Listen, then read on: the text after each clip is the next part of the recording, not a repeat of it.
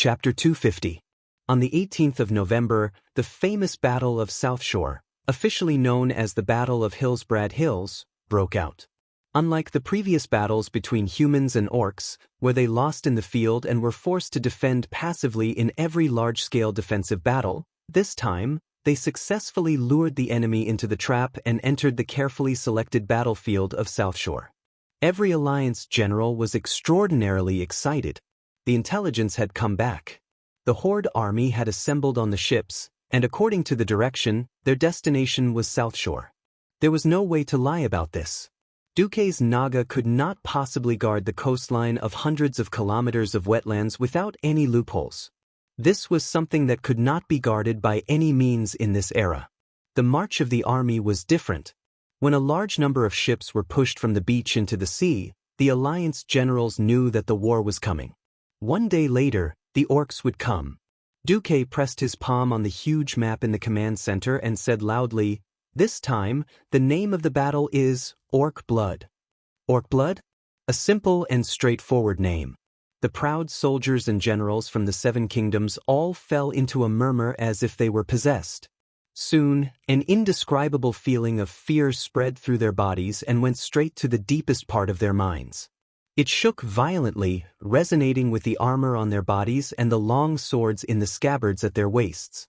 These experienced generals had a strange feeling at the same time. It was as if a magnificent illusion had appeared in front of their eyes.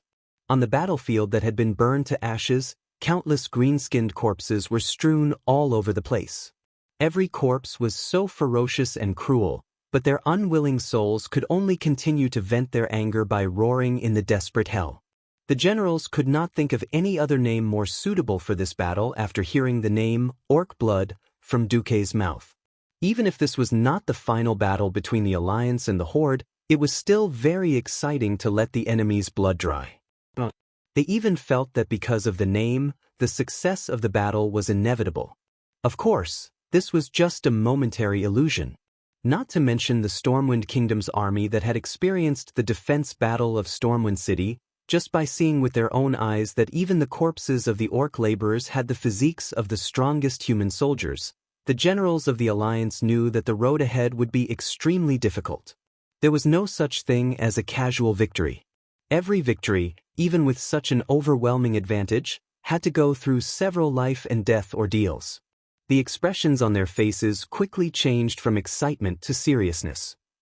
However, it was undeniable that as useless martial artists in a peaceful era, hearing such a name for battle in a chaotic world that suddenly descended upon them would inevitably stir up the lofty sentiments lurking in their bodies. Their sharp eyes were still filled with excitement. What excited them the most was to take the first step towards strategic victory before they gained an advantage in terms of tactics. This was the great achievement of a super genius deputy commander who looked like he was 19 years old but was actually only 15 years old.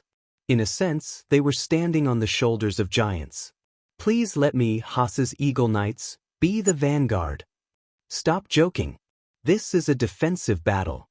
Don't tell me your knights are going to charge into the sea. Let my torrential Fort Mountain infantry do it." Every general enthusiastically recommended themselves to Duke. Originally, the deployment of the army should have been done by Lothar, the commander-in-chief. Lothar, on the other hand, said that no one knew the South Shore defense line better than Duke himself, so it was best for him to arrange it. So he temporarily handed over the command of the army to Duke. Duke was not going to pass on this responsibility. He was very clear that this was likely to be the turning point between the Alliance and the Horde. Every army that appeared might go down in history because of this. However, Duke was extremely cautious. As a transmigrator, he knew that the Horde must have some cards. Even though the Horde had changed a lot, the few cards in the history were probably still there. First, General Proudmoore.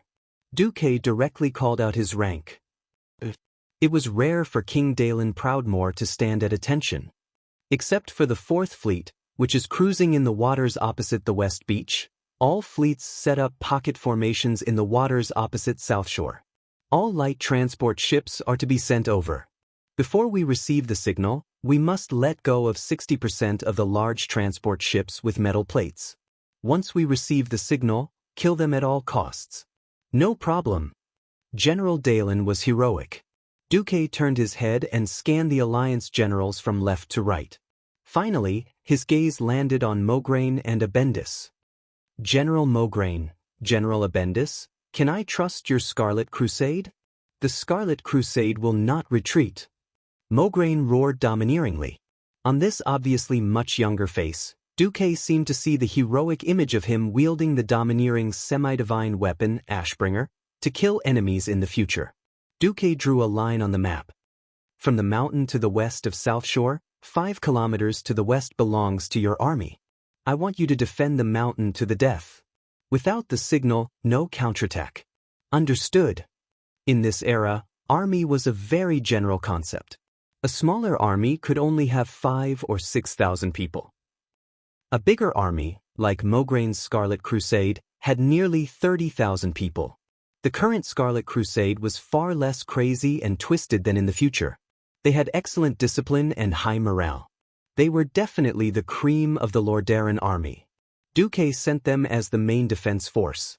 King Tyrrhenus, who had been silent all this time, also had a proud expression on his face. Next, Duque looked at King Lang. General Rin. Duque was definitely strange, but in order to maintain the military system of the Alliance, he had to do this. Yes. The golden-armored Lang was also eager to prove himself. You and General Seamus will lead the Griffin Legion and the 1st and 2nd Stormwind Infantry Divisions to defend the mountain to the east of the town. Understood.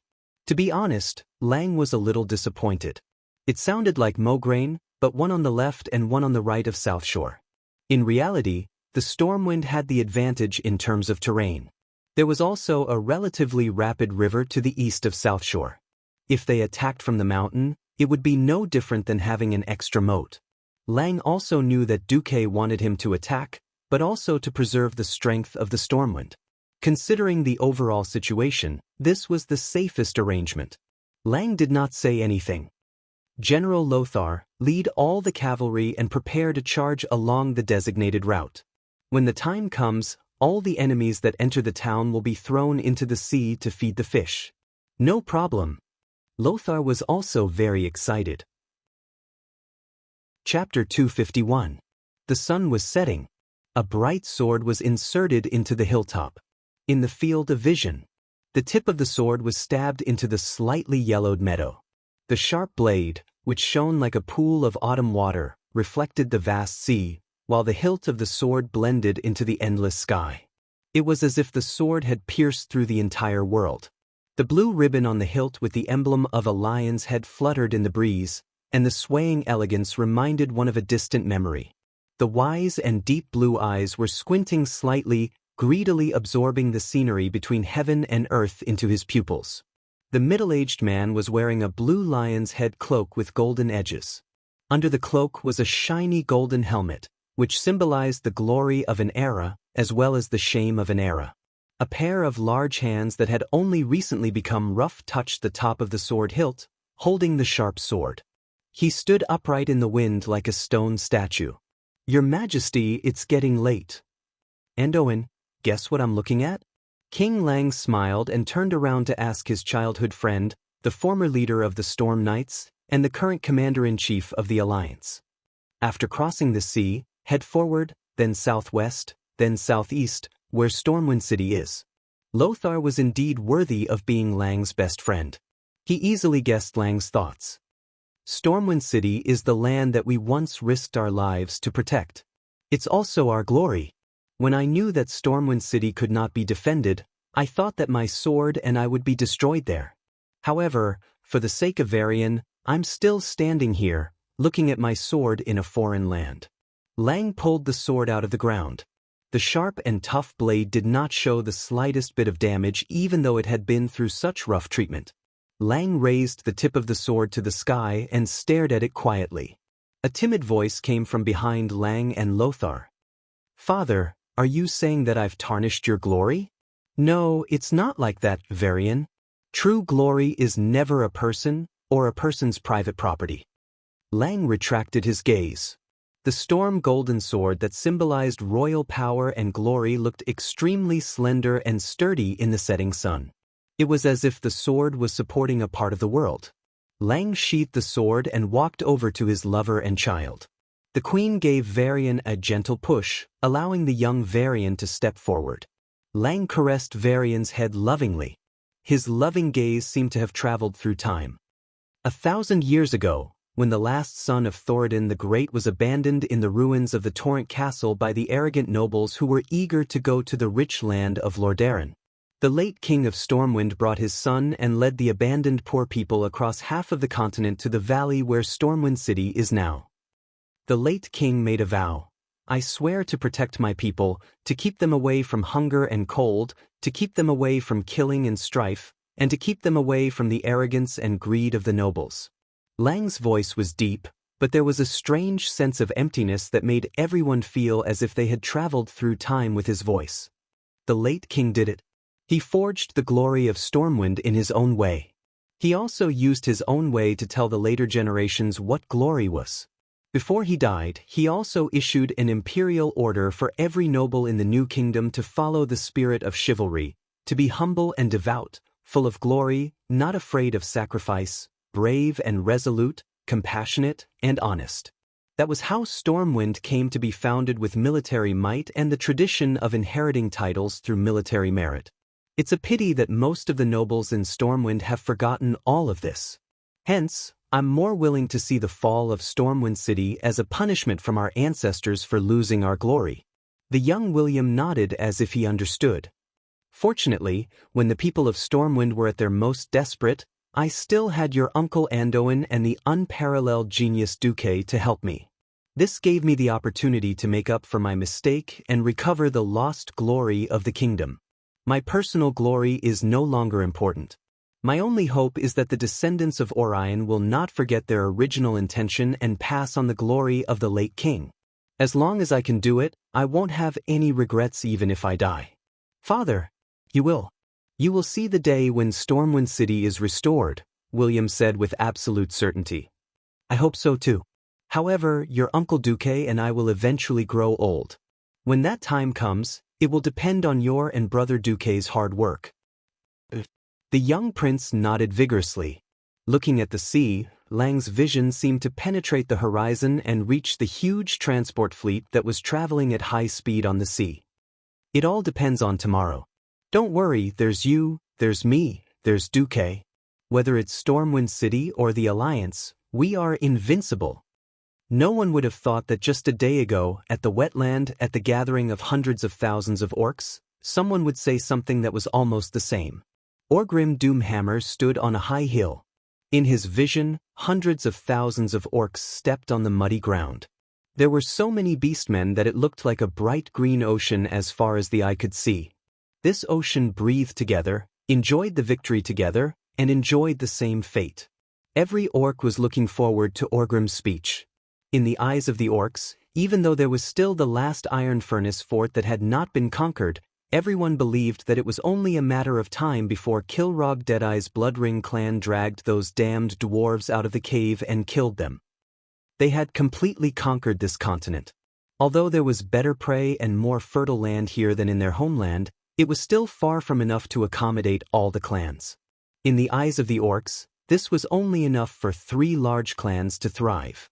But how could there only be 3 large clans? Orgrim laughed. Then he raised his famous Doomhammer up high and roared towards the sky. My people, listen to me. The commotion below disappeared. Every orc quietened down and turned their ugly faces full of protruding fangs towards Orgrim. This world is very suitable for survival. We can rebuild our homeland here. And we have already conquered this land. This is the victory of the Horde. This is the victory of the orcs. Suddenly, a burst of earth-shattering cheers erupted from below. Orgrim could only wait for the cheers to die down before he continued. But this is not enough. Humans are not as weak as we thought. They are very good at learning and have many tricks up their sleeves.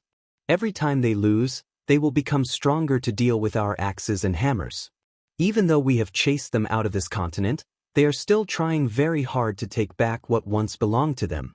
So what we need to do is to destroy them, to wipe them out from this world. Orgrim raised his warhammer and pointed it towards the north. Orcs, north, attack. Chapter 252. Orgrim's speech was simple and violent. Needless to say, there would naturally be people who would describe the richness of the continent in the north. All he needed to do was tell his tribesmen where the enemy was, and his tribesmen, who had become extremely violent after drinking the demon's blood, would swarm towards them. Unlike most beastmen, Orgrim was extremely calm and clear-headed. Not only did he carefully study the map and confirm the situation in the nearby seas, he had also started to learn the human common language after leaving Stormwind City. Orgrim purposely kept a family of captives and used their relatives as a hostage to force an old woman to teach him the common language. From pointing to the simplest items, such as a rock, Orgrim compared the pronunciation and verified his translation results one by one. This was very boring and not understood by most beastmen.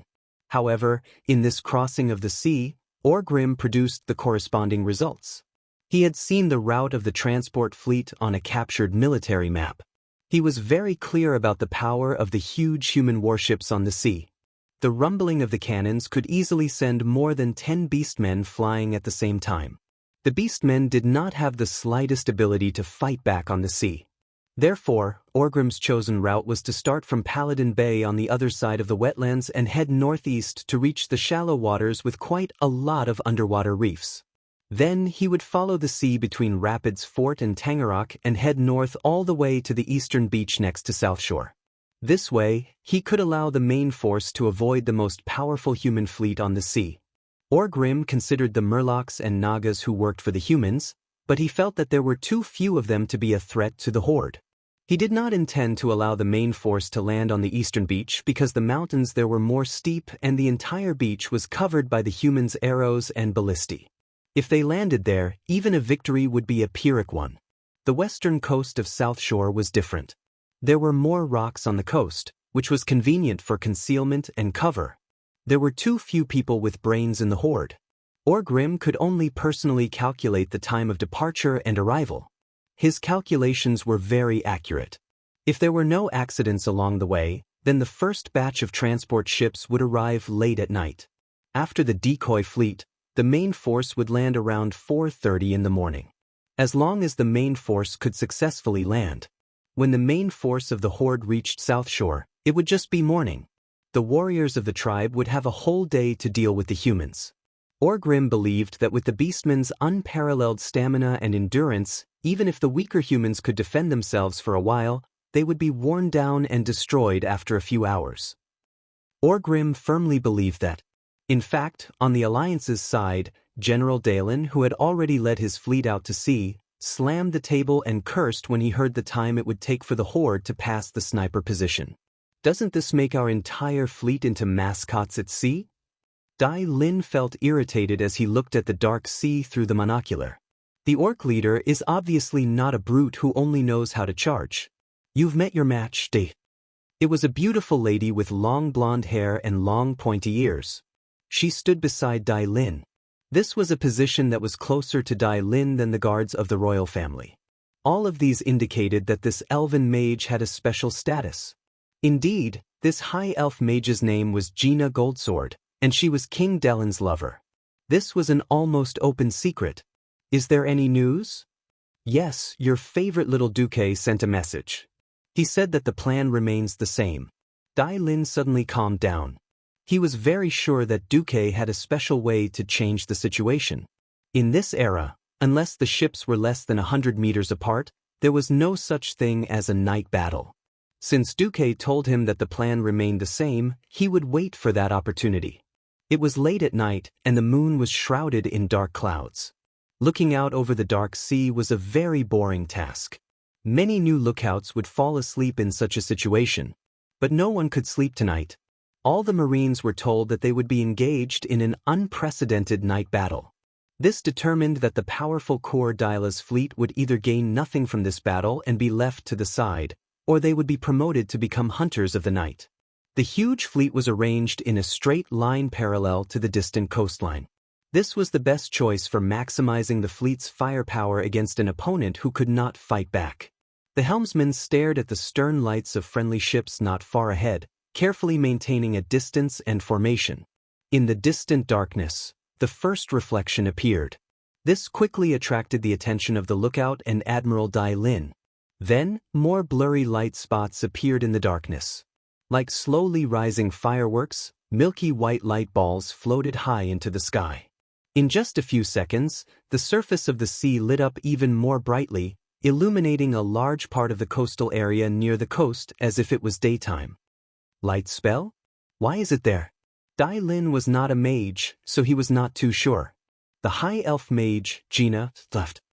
If a human or High Elf Mage apprentice made such a substandard spell, he would definitely be severely punished by his mentor. But for a Murloc, this is already very good. Murloc? It's actually a Murloc Mage? As someone who had spent a long time at sea and dealt with Murlocs, Nagas, and various sea monsters for half his life, Dai Lin certainly knew that there was a branch of Murloc wise men among the Murlocs. However, those ridiculous Murloc wise men were the worst spellcasters. The ice arrows they shot could only form ice that was less than a finger's width in an area the size of a palm. They would scatter with a single slap. Unless they hit a vital point, there was no lethality to speak of. Dai Lin never thought that these Murloc wise men, who could only cast level 1 spells at most, could be used in this way. They were weak scum. But after playing the role of a lighthouse, they were god-level teammates. In the binoculars, he saw that the orc transport ships in the area covered by the light were the target ships covered by iron sheets. Dai Lin shouted excitedly, "Open all cannons! Open fire! Open fire!" 2 minutes later, the Ku El Dila's fleet, which was already ready, let out a series of roars. Bang! Bang! Bang! Bang! The so-called salvo was just an extremely short interval between all the cannons from the bow to the stern. If they fired at the same time, the terrifying recoil would destroy the entire deck and even the entire battleship. Even if the cannonballs did not arrive at the same time, the momentum was already very terrifying. A heavy rain of iron bullets streaked across the pitch-black sky and fell into the Horde's transport fleet with a unique screech that symbolized the arrival of the Grim Reaper. Chapter 253. In this era, the accuracy of a fleet's cannons was metaphysical. Not to mention that it was a night battle. These early breech-loading cannons were crude and had no way to improve the stability of the cannons. Yes, there was no rifling, no crosshairs, not even a stable firing base. Every shot would be affected by the recoil from the next shot, causing the ship to tilt. There were no recoil mechanisms or recoil mechanisms. After a shot, the wheels under the cannon retreated to reduce the recoil. Then, the cannons would be pushed back to their original positions. Even the best cannoneers had a worrisome hit rate. Not to mention the orcs' strange transport ships. They had no sails or decks. They were just a big turtle shell. This gave Dai Lin a headache. Hinge shells that could destroy the ship's masts and grapeshot shells that could kill the ship's crew could not be used. They could only rely on the most primitive cannons to shoot big iron balls to see if they could hit the enemy's vital parts and cause fatal damage. Dai Lin saw through his binoculars that a few cannons hit the enemy ships, but nothing happened. They either bounced off the ship's thick iron sheet or got stuck on the ship's roof. The orc laborers still rowed the oars with all their might, driving the ship quickly. Damn it! At this rate, I won't even be able to save 10%, let alone 60%. The cannons were fierce, and the water pillars were high. However, only a few orc transport ships were sunk. Admiral Dai Lin's balls hurt. At this time, the Nagas made their move. Many male Nagas jumped onto the water despite the fierce cannons. They brandished their huge tridents and fiercely hacked at the exposed oars. Often, after a single leap, more than 10 oars were cut off with a series of clattering sounds. The orc laborers in charge of rowing the ships did not know what was happening. They could see that the ships were already spinning, and the laborers were still rowing the oars so that the broken oars were slicing through the air. Good job. Admiral Dai Lin waved his arms excitedly. Send out the signal. Have the Third Fleet spread out and attack them at close range. The High Elf Mage frowned. Be careful of their counterattack. What are you afraid of? How could a transport ship with such a low railing and no turrets be able to launch a melee battle against our ship? Why should I be afraid of a transport ship that doesn't even have a ram? Dai Lin waved his hands nonchalantly. Thus, the third fleet approached. As the distance closed, the power and accuracy of the bombardment increased exponentially. The iron ball cannonball launched by the powerful momentum collided violently with the orc transport ship. The iron cannonball shattered under the tremendous impact, and so did the transport ship.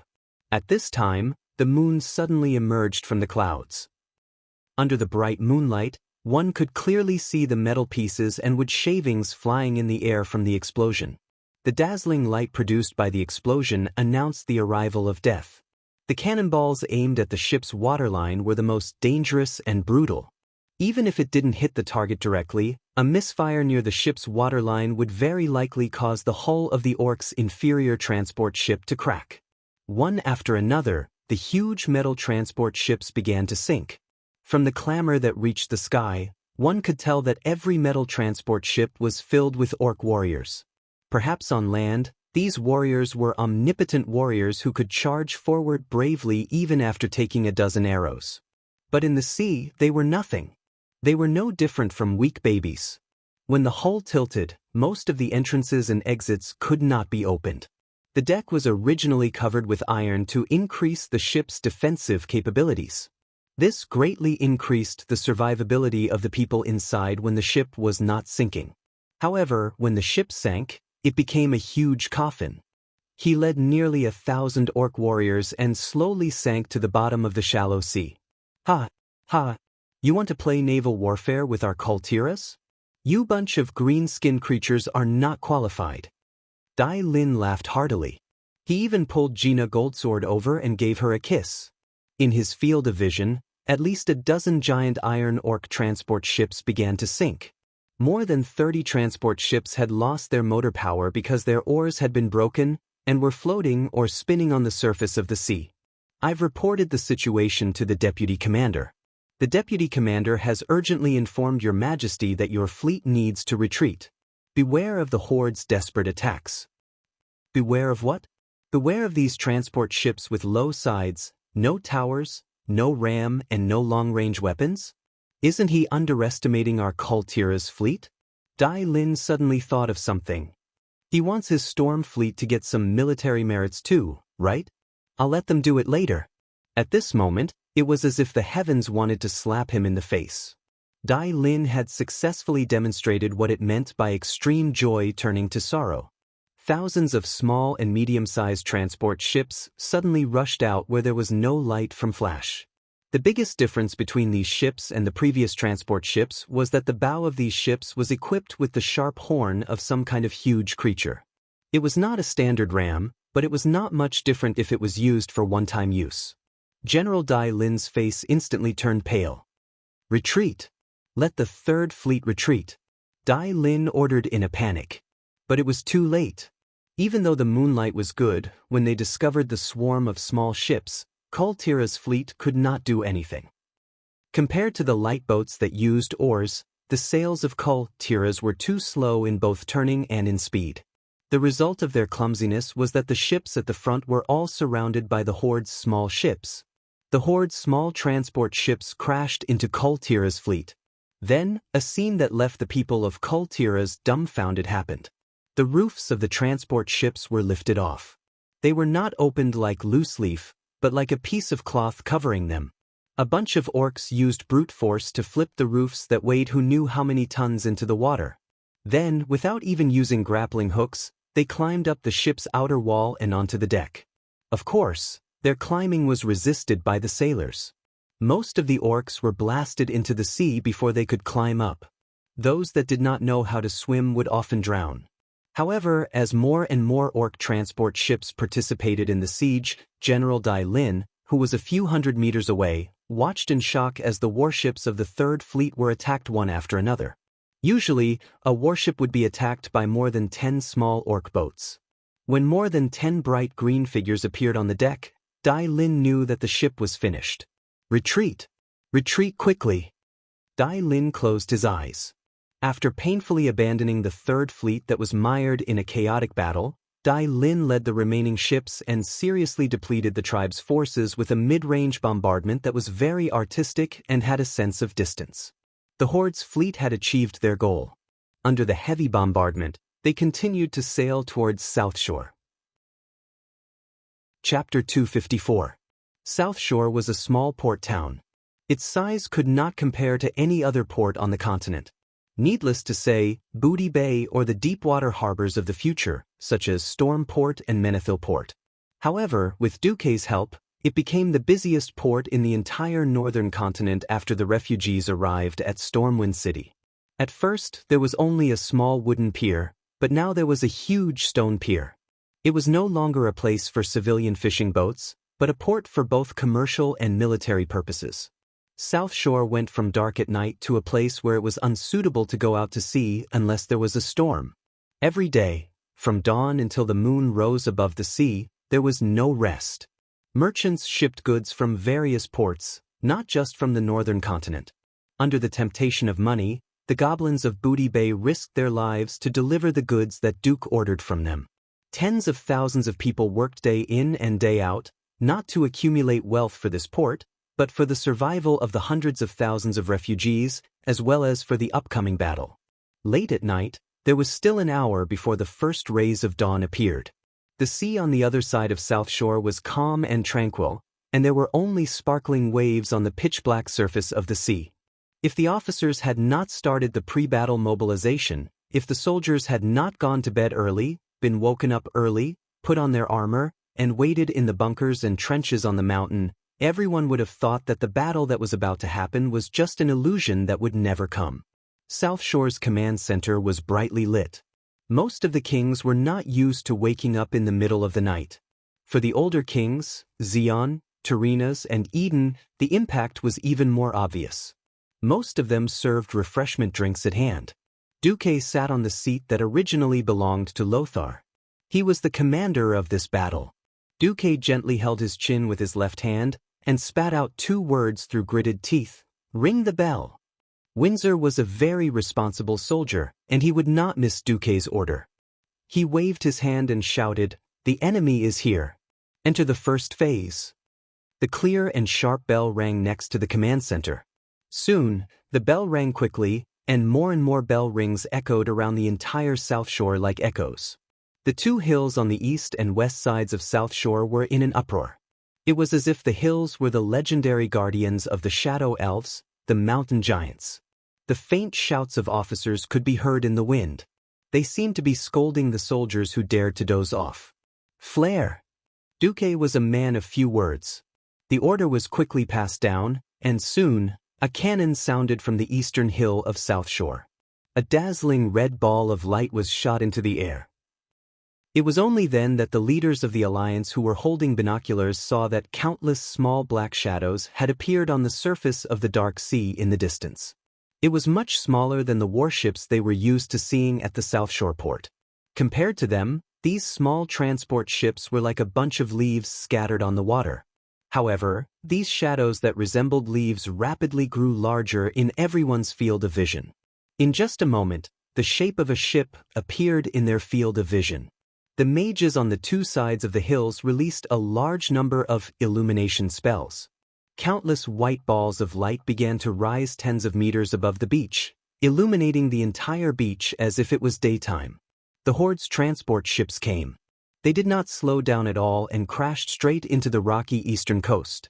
Even though they were thousands of meters away, the kings in the command center could see a terrifying tremor from the hull of the ship.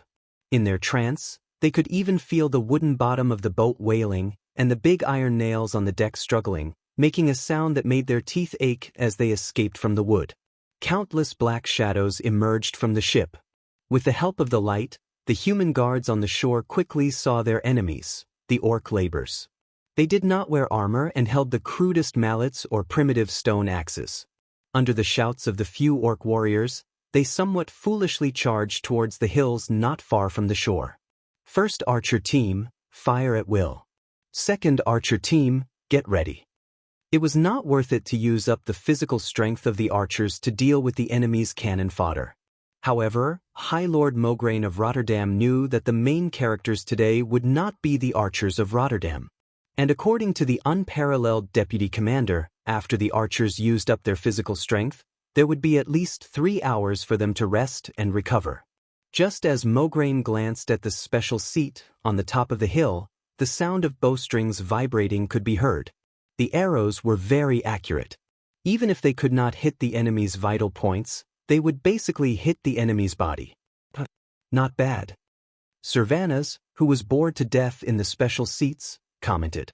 The not bad that Queen Sylvanas mentioned was almost at the level of a sharpshooter in the human world.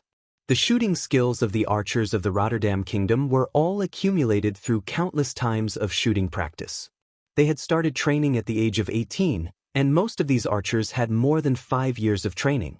The arrows that each of them had used up would probably be worth hundreds of Arather gold coins.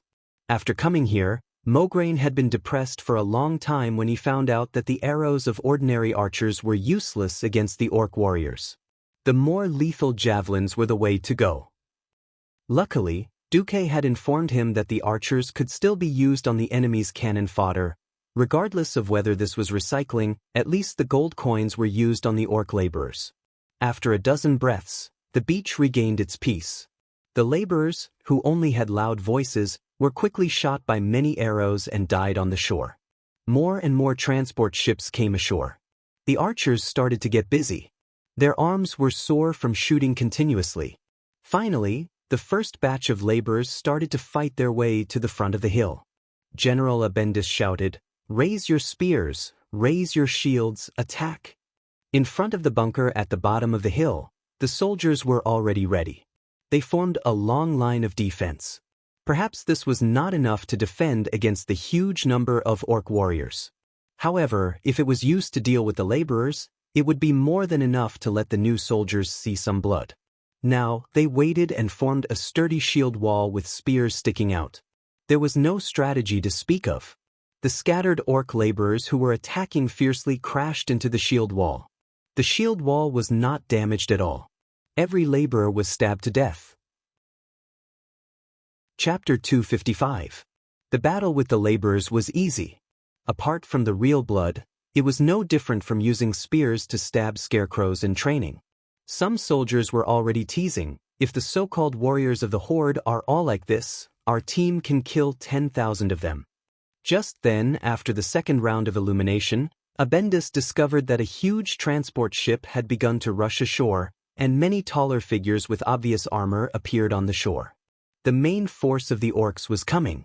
Mograine ordered, "Blow the horn. Archers, cover. Let the soldiers with swords and shields and spears come back. We're about to enter the second phase." The unique horn of the Rotterdam army sounded, and the soldiers who were having fun killing at the front lines suddenly realized that it was time to retreat. Under the good light and the commander's orders, the soldiers retreated in an orderly manner. They followed the predetermined mountain path to the second line of defense that was higher above sea level. When he saw his soldiers retreating according to plan, General Abendis raised his sword and shouted, "First Javelin Brigade, shoot!" The long shadow immediately shot into the air, drawing a beautiful arc in the air. Whether it was Lang and Seamus on the eastern hill or Mograine and Abendis on the western hill, without any accidents, none of the commanders dared to believe their eyes. Warriors were nailed to death at the bottom of the hill. Had seen the elite high elves many rangers. Continued to charge. If the definition of a godly archer was to be able to kill one enemy with one arrow, then what the intelligence rangers were super godly archers. They were no longer the naked men described by the soldiers of Storm City, who they could only hear the continuous twangs of bowstrings which held from higher up the hill. Were covered with huge in just a few breaths. The densely packed tribes on the beach were all shot dead, and their chests were covered with a half-body armor as if they had eyes, with a metallic automatically navigating to their throats and were other vital leather of the orcs. They did not have armor on their lower bodies. Was empty. Only a belt that looked like a leather skirt. What kind of strong reinforcements did our deputy commander bring back? Boots. This which allowed them to pass through the complicated terrain of the battlefield. King Lang muttered to himself. Abendis quickly summoned a Dalajan mage who was in charge of communication. I heard that the Windrunner family is the top ranger family in QL. After receiving the news, Lang felt a little better after hearing that.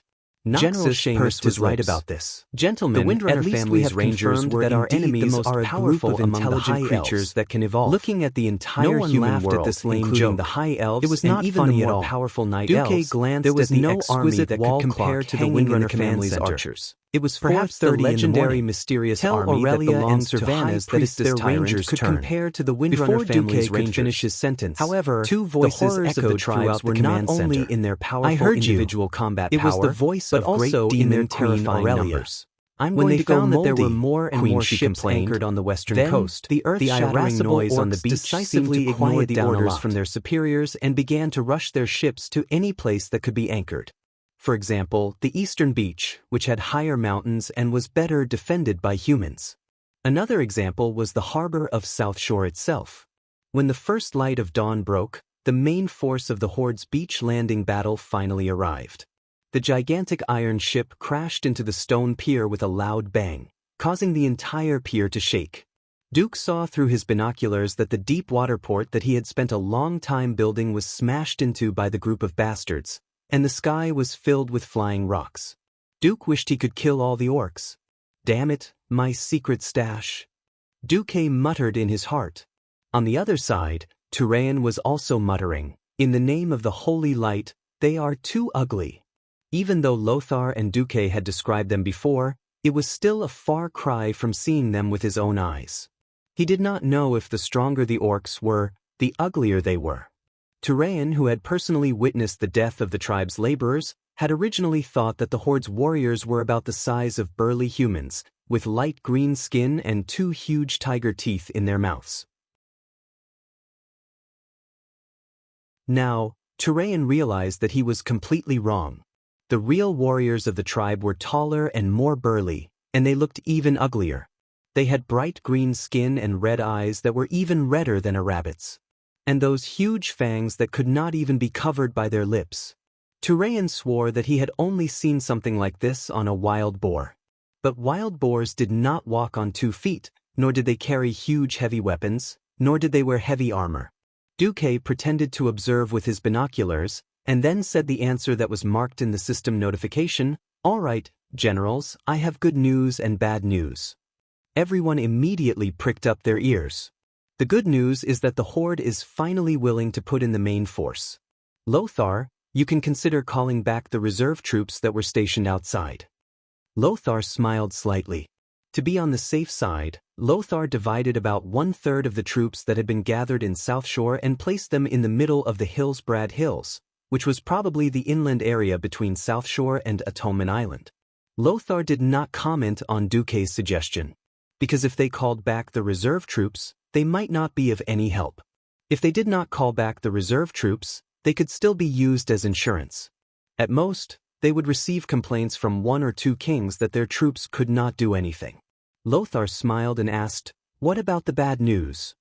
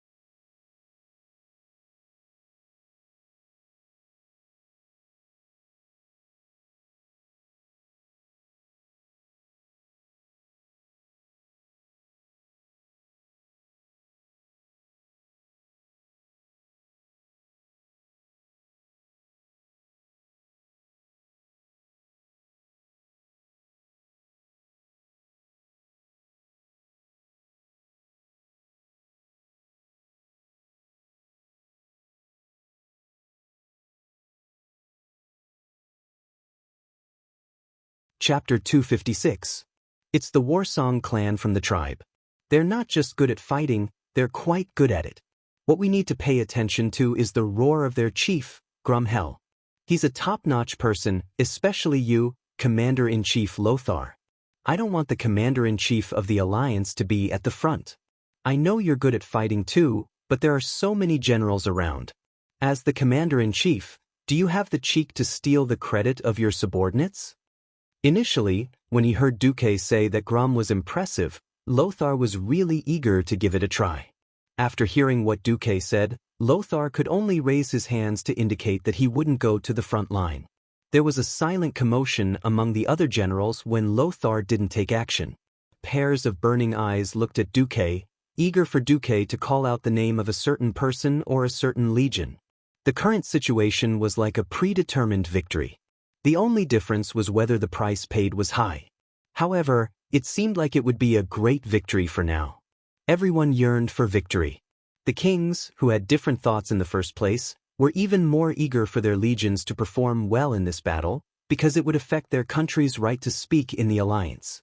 Trash had no rights. That wasn't just a matter of words. More and more transport ships arrived at the seaside. There were so many ships from the tribe that the long coastline because of the short range, enough for Commander Kutira's ordered that each cannon be loaded with 20% less gunpowder and 30% more grape-shot than fist-sized rocks that filled the sky and the arrows that could easily penetrate their bodies. The coastline that was not particularly wide was immediately set off in a storm of blood. A new group would immediately rush in. Had obtained from the dwarven slaves was completely unable to withstand the impact of such hot weapons. The agile movements of the Warsong clan warriors, appear on their bodies if they were jumping ability, and their lightest injury would be a broken arm or leg very uncomfortable. Large pieces of broken limbs flew into the air. Had already sent out the reserve team for the third intestines and broken even though weapons. He still had sufficient reserves, the entire coastline had become the orc's bleed. They were all the elites of the Rotterdam Kingdom was all dyed red with the blood of the orcs. Two red signal flares rose in the direction of hundreds of meters away on the surface of the sea, where the light of dawn was still very faint. The tribe's commander ordered the transport ship to rush towards Kutira's which had been waiting for a long time. It did not work this time, and arrived at the battlefield who was rowing the boat could not help but exclaim from the coast, "There's something down there." Their cannons at the densely packed coastline. The laborer pointed at the large opening for the oars. This cruel weapon would probably become one of the most hated weapons in the tribe. Underwater along with the oars. Thumb-sized, relatively round iron lumps, and it seemed that he would not survive. Into a huge cannon chamber. At this time, there were already quite a number of slightly fat black figures on the surface of the sea. Colorful triangular dorsal fins broke through the water surface, forming white waves. Those who were familiar with them would know at a glance that they were murlocs. It was not the first time that the tribe had dealt with the murlocs. They also knew that the humans of Stormwind City had the ability to tame the murlocs, although they did not know which one. It felt as normal as an orc taming a warg. That alone was not enough to alert the tribe. Until the tribe suddenly realized that the number of murlocs was 2F** king ridiculous. It was impossible to count how many there were. All they knew was that this was definitely more than 10,000. Not only the orcs, but even the human guards on the hill were stunned. At first, Duque did not send out the murlocs because Duque felt that it would not be effective to let the murlocs intercept the transport ships rushing towards the coast at high speed. Now it was different. Most of the gaps along the coast had been filled. If the tribe wanted to reach the shore, they would either have to smash the butt of their own ship and disembark in deeper water, or they would continue west to find a place to dock. In fact, continuing west was the right choice. But the appearance of Kutira's fleet dispelled the tribe's commander's thoughts. What was worse was that the transport ships that attempted to attack the Alliance's fleet had all stopped. If the tribe's ships were powered by sails, the murlocs would not be able to cut off the ship's power. But it was oars. For the murlocs to deal with wooden oars that were not specially reinforced was a matter of minutes. Under the command of the Murloc Oracle Maugre, the murlocs also became smarter. They worked hard to destroy every horde transport ship. They used all kinds of methods to break the oars of the laborers and dig into the bottom of the horde transport ships. Like sardines, the transport ships were packed with hundreds of people. Even if one of them sank, it would be a big loss to the tribe. Looking at the situation of the battle, the 5 kings in the command center were all beaming with joy. Yo, Horde, hurry up and play your cards. I don't know who the commander is, but if you don't play your cards, I'll have to take the lives of another 100,000 orcs this time. At this moment, a loud noise suddenly erupted from one of the large battleships in Ku-Tiraz's fleet. In the next second, the huge mast broke, pulling the entire ship and causing it to tilt at an angle of 60 degrees to the water. If the first attack could be reluctantly attributed to an accident, then the second attack was witnessed by Duque with his own eyes. On the left side of the battleship's bow, a huge crack about half a meter wide and at least 7 or 8 meters long was drawn out by a Black Shadow's weapon like it was killing a fish. The entire hull of the battleship let out a sad cry, then the huge bow suddenly broke, the hull tilted, and a large amount of seawater poured into the cabin. Duque could clearly see that many human soldiers had already jumped into the sea to escape. Damn, who was it? That didn't make sense? Duque screamed in his heart. The next moment, he saw the killer's weapon. It was a dark red axe that looked like a hook. That was a certain Roar's signature weapon, Blood Howl. Chapter 257. Grom Hellroar was mighty and domineering. Whether it was his trademark roar, his courage, or his unparalleled violent attack power. Tearing a lion apart with his bare hands and going through countless battles without a single defeat was not enough to describe the domineering Grom, whom Duque had called Lord Howl before he transmigrated. If one had to describe Grom's strength in one sentence, it would be that he could dismantle a Gundam with his bare hands. The story began with Grom's father, Galmash Hellroar, whom Duque called Grandpa Howl. Galmash was the chief of the Warsong clan. He was a powerful warrior during his lifetime and was known as the Giant Butcher. Few orcs could be like him, both deeply respected by his own clansmen and terrifying his enemies. One time, Galmash and his clansmen encountered a huge Goblin, and a fierce battle ensued. What was a Goblin? A Goblin was a terrifying one-eyed monster that was 2 or 3 times taller than an ogre.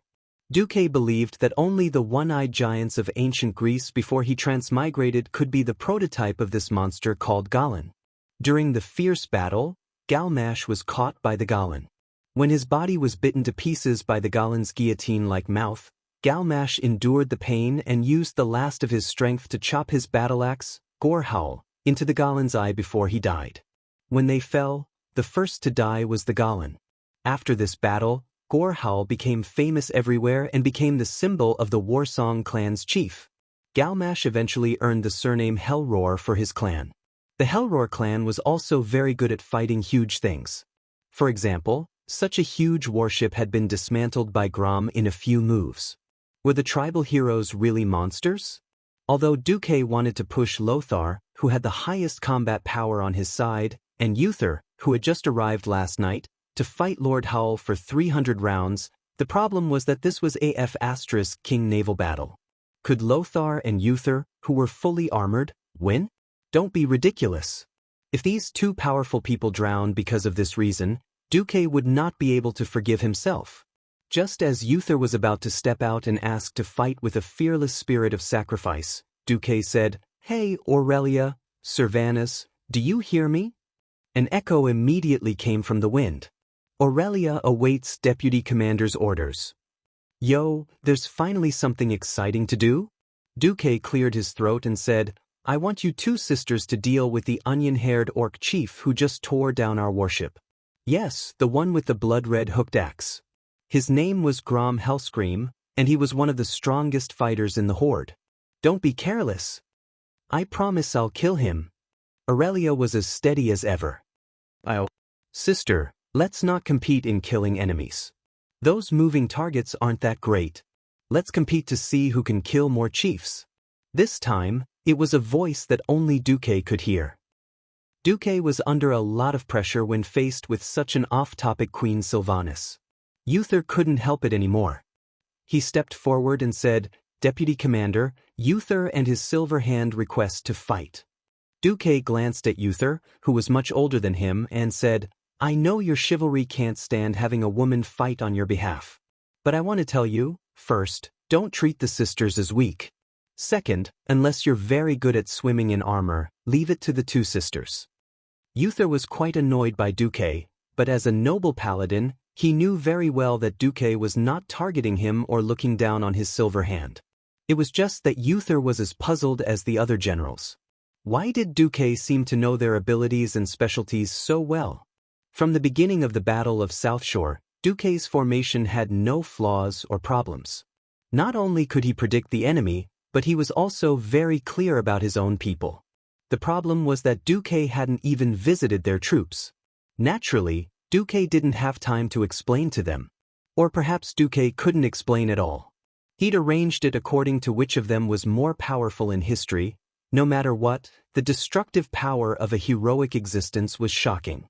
As someone who also had a heroic template, Lord Howl had already used Bloodhowl to dismantle 5 warships of various sizes by the time the Windrunner sisters arrived.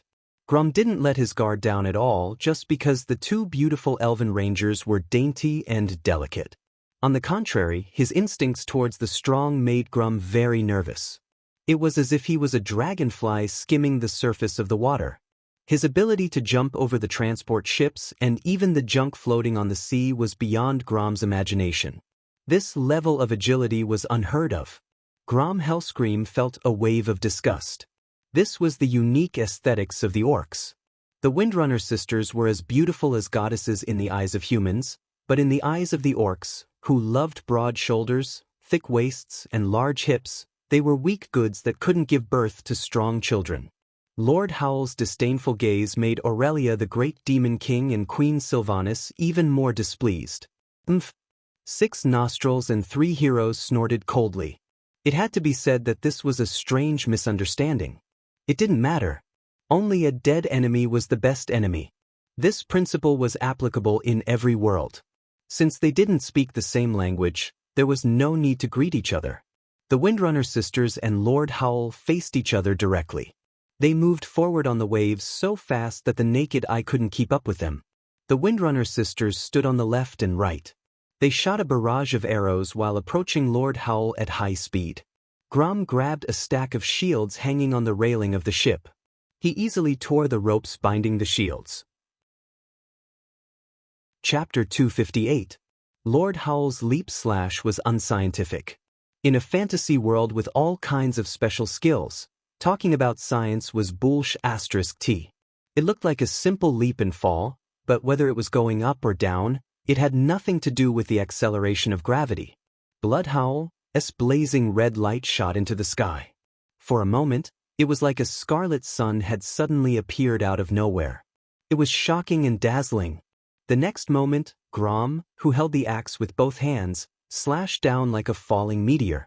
Speed up, speed up, speed up continuously. Insanely fast speed up. A moment ago, Grom was still about 10 meters away from Sylvanas. It felt like Queen Sylvanas could easily dodge with a light stomp of her feet. In the next moment, the sharp tip of the axe had already chopped down on a few strands of Queen Syriana's bangs that were leaking out of her hood. At this moment, the sharp whistle of the axe cutting through the air had just spread. This attack broke the speed of sound. This was the attack that the Hellscream family was famous for. Lord Howl's father had used this attack to kill countless ogres and Galan. Lord Howl himself would also kill the night elf demigod Cenarius and the demon lord of the abyss, Manaroth, who was even bigger than the heavy truck Duque was in before he transmigrated. No, when Duque, who was in the command center, saw this scene through the magician's eye that had been monitoring the battlefield, he was so shocked that he stood up abruptly. Cold sweat instantly soaked his entire back. Could it be that Queen Sylvanas, who was supposed to shine brightly on the stage of the world of Azeroth in the future, would fall here? It was still World War II at the Dark Portal. There was no Doomsday Army at all. It could be said that Queen Sylvanas' death here was death. She would never be reincarnated. Unless Duque did not dare to imagine it. However, in his nervousness and shock, Duque had forgotten someone, Aurelia. As the big sister of the Windrunner family, how could she let her sister die in front of her? Indeed, Sylvanas was still immature. She was far from the all-powerful Dark Ranger and Queen of the Undead in the future, who could shake the world with a stomp of her foot. This was the reason why Duque had asked the 2 sisters to deal with Master Ho in the name of the Alliance's deputy marshal. Aurelia raised her leg and kicked Queen Sylvanas in the butt, allowing her to narrowly avoid the attack. Bloodhowl was still slashing down. Seeing that she could not hit Aurelia, Queen Sylvie was about to chop off one of Aurelia's legs. Illyria's battle-hardened experience came into play. In that split second, she used the 3 arrows in her right hand to stab Grom's face. At the same time, the muscles on her abdomen bulged. She used her waist strength to turn her kick into a whip kick towards Grom's knee. Perhaps Grom could chop off one of Aurelia's legs. Congratulations, Tyrion Fordring, who you urgently dispatched to the eastern battlefield, saved King Lang at the critical moment with Blessing of Sacrifice and Divine Protection. King Lang's attitude towards you has risen to entrust life and death. Duque knew what it meant, but Duque was more interested in Theon's 2 skills. Blessing of Sacrifice. Use the power of the holy light to protect an ally, so that the user of the blessing bears a portion of any kind of damage. Divine Protection. Stimulate the holy light in the body, using the power of the holy light to make oneself immune to all attacks for a few seconds. The holy light in this world seemed to be more powerful than he had imagined. On the other side, seeing that he couldn't kill Lang even with his ultimate move, the mysterious sword saint reluctantly retreated. His figure disappeared into thin air. After using his ultimate move, he would probably fall into a period of weakness for a long time. That kind of terrifying move, which concentrated all of his strength for a few days in an instant, would not come without a price. He wouldn't have to worry about that guy for a long time. At this time, in the image of the mage's eyes, he saw that Duque had sent Theon to save King Lang. There was a burst of applause in the command center. That's amazing! Vice Commander! Oh my God, how did you think of that? Duque was flattered because this was praise from the 5 kings of the Alliance. Although he had saved his boss, saving Lang was also helping these kings. With a great enemy in front of them, no one wanted the Alliance to fall apart. Well, now we just need to... Before Duque finished speaking, he saw a hunchbacked figure appear in the vision of the mage's eyes. In the next instant, the mage's eyes was destroyed. However, Duque saw that on the 2 hilltops closest to the port, 2 fire rain areas the size of 4 football fields had fallen. A fire rain area the size of 8 football fields? Was this done by an ordinary warlock? Duke and Antonidas looked out of the window at the same time, looking at the burning hills in the distance, and the people on fire who were writhing in pain. Those little people on fire in their field of vision were the elites of the Alliance. On top of the hill, the volume of the screams suddenly doubled, and then quickly quieted down. And on the beach, naturally, the cheers of the orcs burst out. With the help of the system elf, a figure that was originally just a small black dot rapidly expanded in Duque's vision, and expanded again and again. It was a hunchbacked orc holding an evil skull staff. His face was old, his movements unsteady, and his back was full of huge bone spikes. It felt like this guy didn't need anyone to touch him. He might throw himself to his death on the road in the next second. But no matter who Duque looked down on, he wouldn't look down on this mysterious orc who used water float to stand on the waves, his body swaying up and down with the waves. He was the terrifying existence that stood at the end of the path of evil in the mortal world. The muscles on Duque's face kept twitching, and his face was ashen as he squeezed out 3 words with great difficulty. Ghoul, Dan. Duque was absolutely sure that the historical ghoul, Dan, did not participate in the Battle of the Hillsbrad Hills. He didn't know if it was because the butterfly Duque had changed the course of fate too much, but it actually attracted Ghoul, Dan. The only thing he could rejoice about now was that Ghoul, Dan was no longer that demigod Ghoul, Dan. After being tricked by Medivh, Ghoul, Dan's strength had dropped by at least half. Unfortunately, even if Ghoul, Dan's strength had dropped by half, he was still not someone that the sky wizard Duque could contend against. Duque walked over to Antonidas and bowed deeply. Apologies, Chairman Antonidas.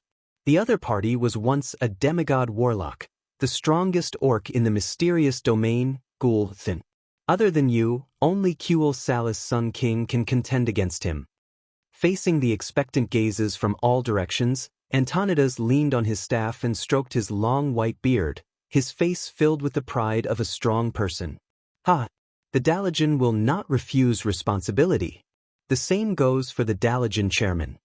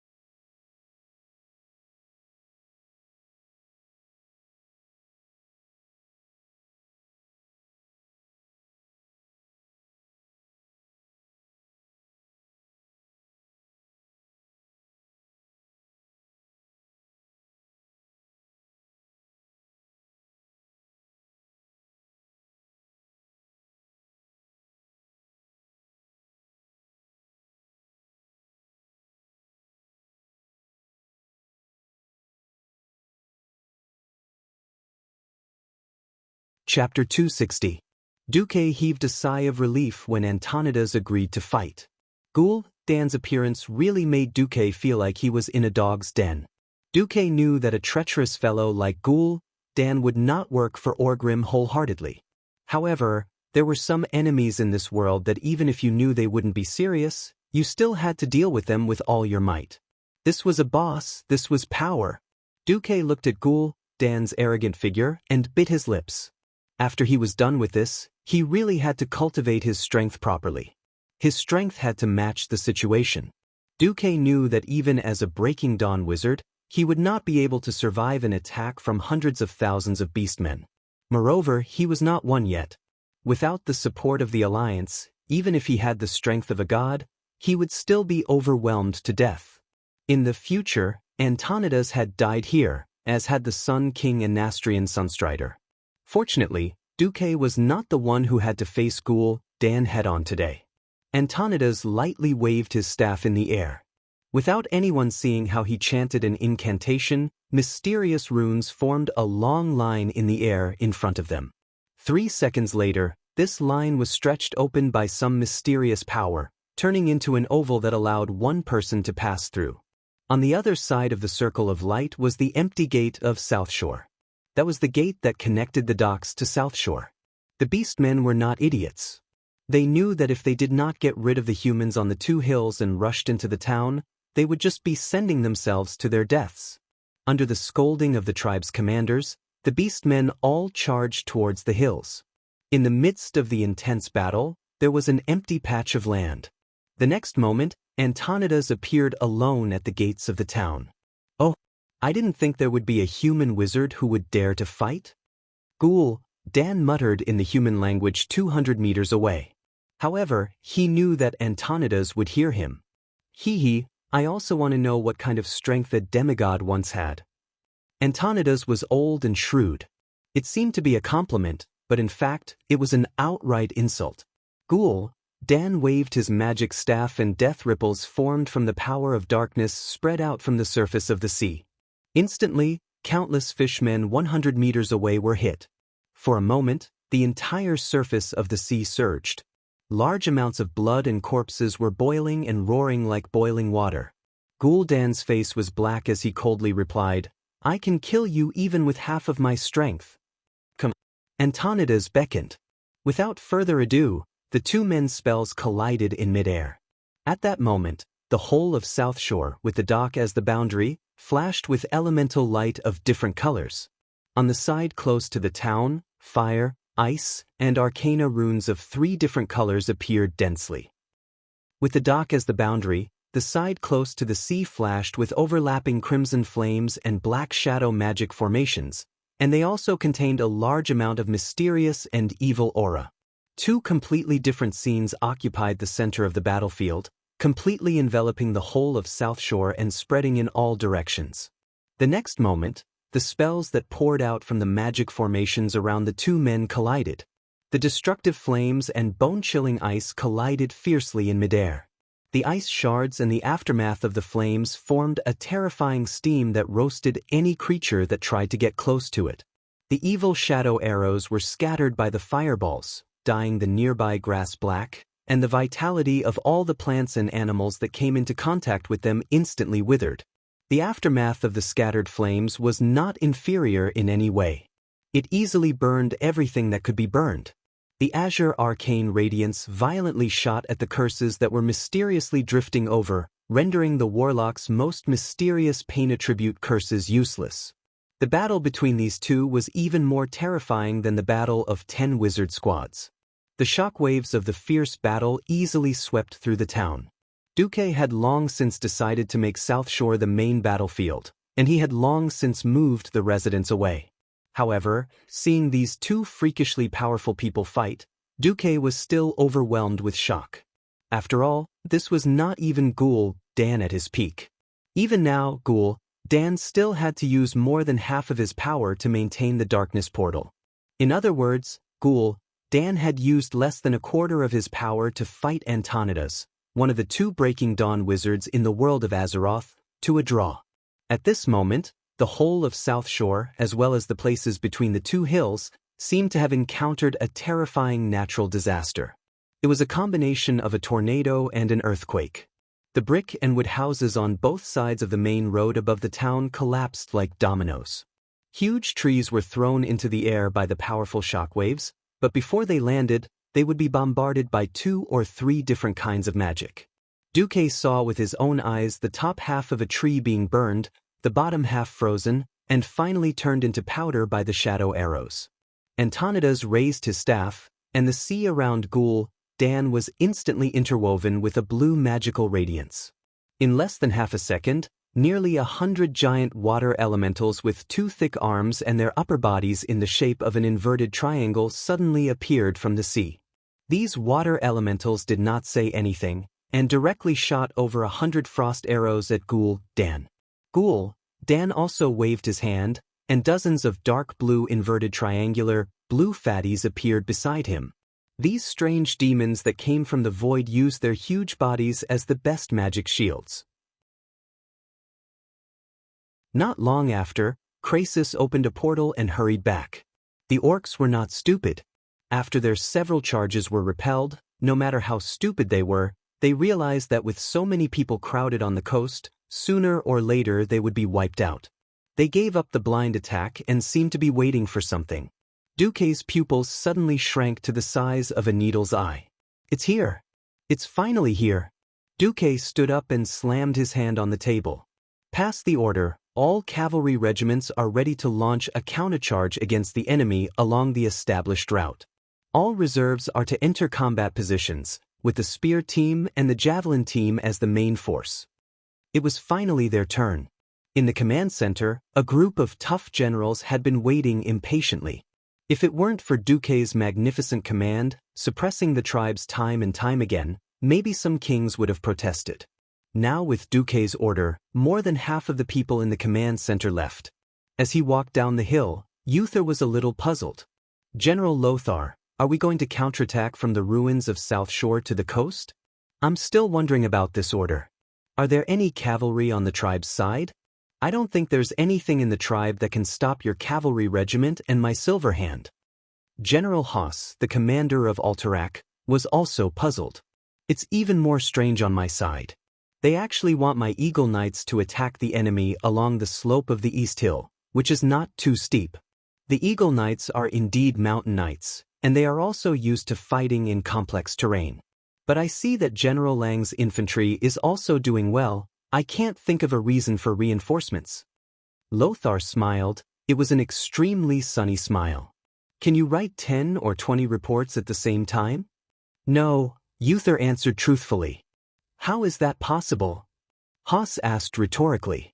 But I know that strong mages have the metamagic ability, multicasting. That is, the ability to do 2 things at the same time, or even many things. Duque is such a genius, he can quickly read many times more reports than we do. He also often finds a lot of details that we don't notice. For those threats that he is uncertain about, he will make preparations, but because he can't convince everyone, he will be used to silence. Lothar paused and continued, however, it has been proven again and again that the preparations he has made and the backup he has arranged are correct and effective.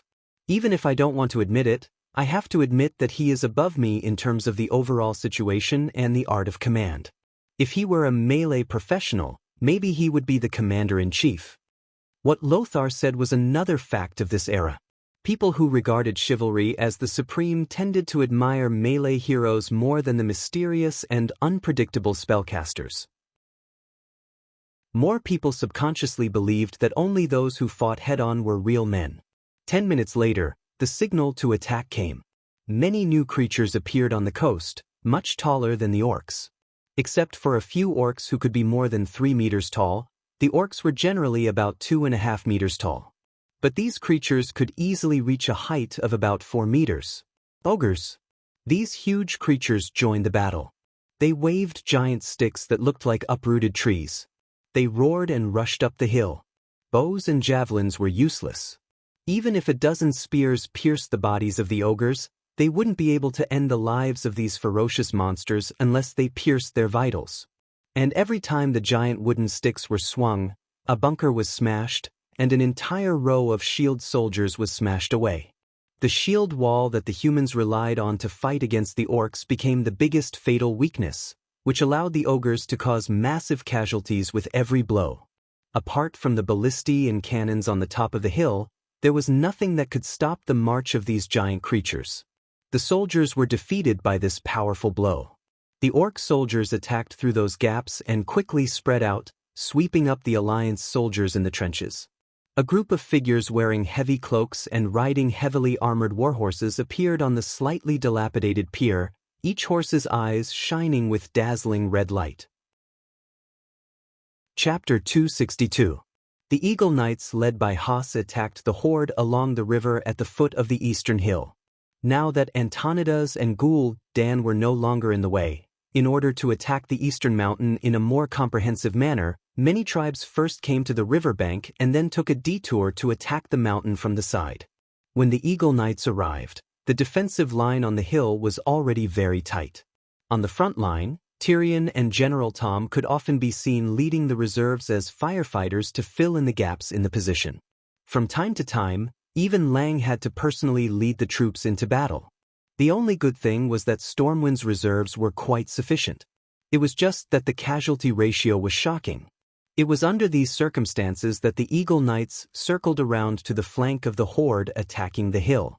"Level your spears!" Haas shouted. The knights lowered their nearly 4-meter-long spears and urged their mountain horses to charge from the side. Alterax's Eagle Knights weren't heavy cavalry in the traditional sense.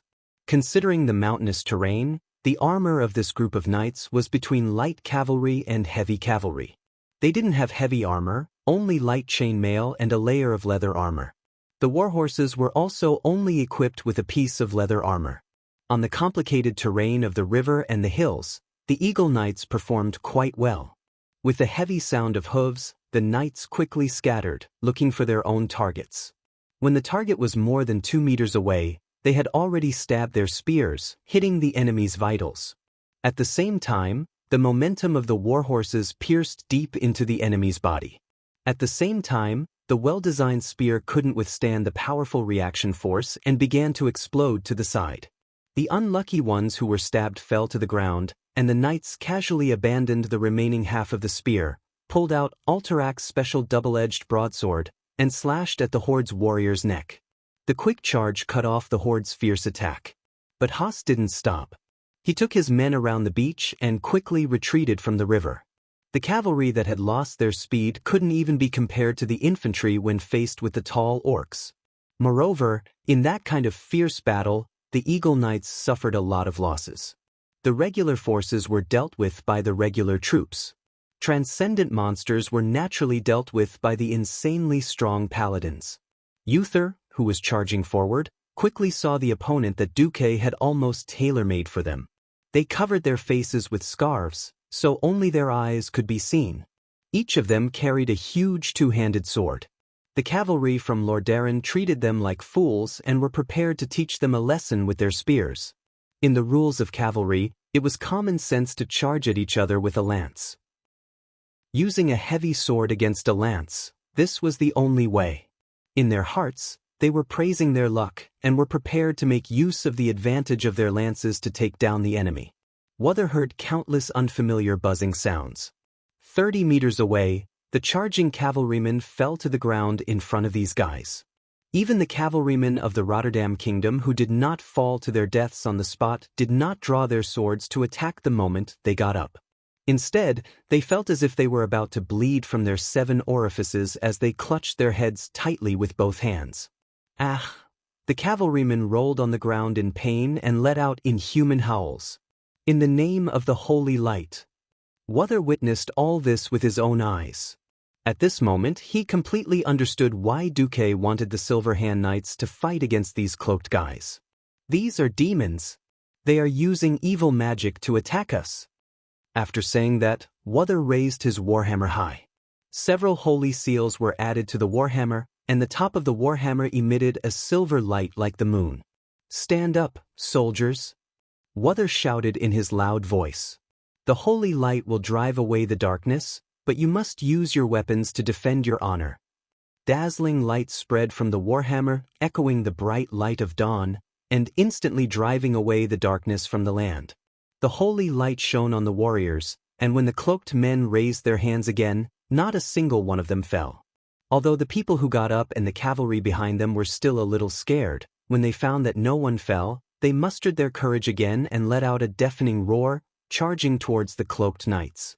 However, at the moment of fighting, not only the cavalrymen, but even Wother was stunned. This was because this group of guys were wearing the standard armor of the Stormwind cavalry.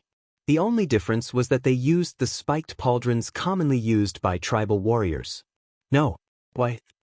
A Rotterdam cavalry screamed. During the days of gathering in South Shore, they had been repeatedly asked by their officers to identify the equipment of the various allies. They could not accept suddenly finding their allies standing on the opposite side of the enemy. While they were in a daze, many of them fell to the ground. Wother saw the other party's face clearly again. Their faces were pale, lifeless, and bloodless. A pair of evil blue eyes glowed with clear hostility. Most importantly, Wother did not feel any life from them. Blasphemy!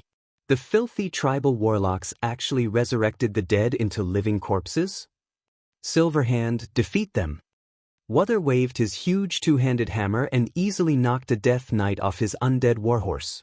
Abundant golden holy light poured into the Death Knight's body, and the guy was blown to pieces by the holy light before he reached the ground. The Alliance soldiers cheered again, encouraged by the amazing skills and power of the paladin. Turalyon, who was at the rear, felt very conflicted. As a paladin, he should be with them, but as Lothar's adjutant, he should stay in the center of South Shore and accompany Lothar to command. The battle between the paladin and the Death Knight began, and neither side could gain the upper hand. At the beginning, Wother killed 4 or 5 Death Knights in a row, but he immediately met his opponent. A tall guy who claimed to be Terran Gorfiend actually withstood Wother's attack. Turalyon saw a Death Knight grab Dathrahan's arm with one hand when they were competing in strength. That hand that looked like a corpse radiated darkness. However, Dathrahan used the holy light to dispel the darkness. Immediately after, Dathrahan took advantage of the moment when that guy retracted his hand and directly hit his head with his hammer. Their skulls shattered like broken porcelain. Turalyon noticed that there was not a drop of blood flowing out of the skull. It was all dry brain matter. On the other hand, the Death Knights were able to win against the normal Alliance cavalry. Turalyon suddenly noticed the signal coming from the hill.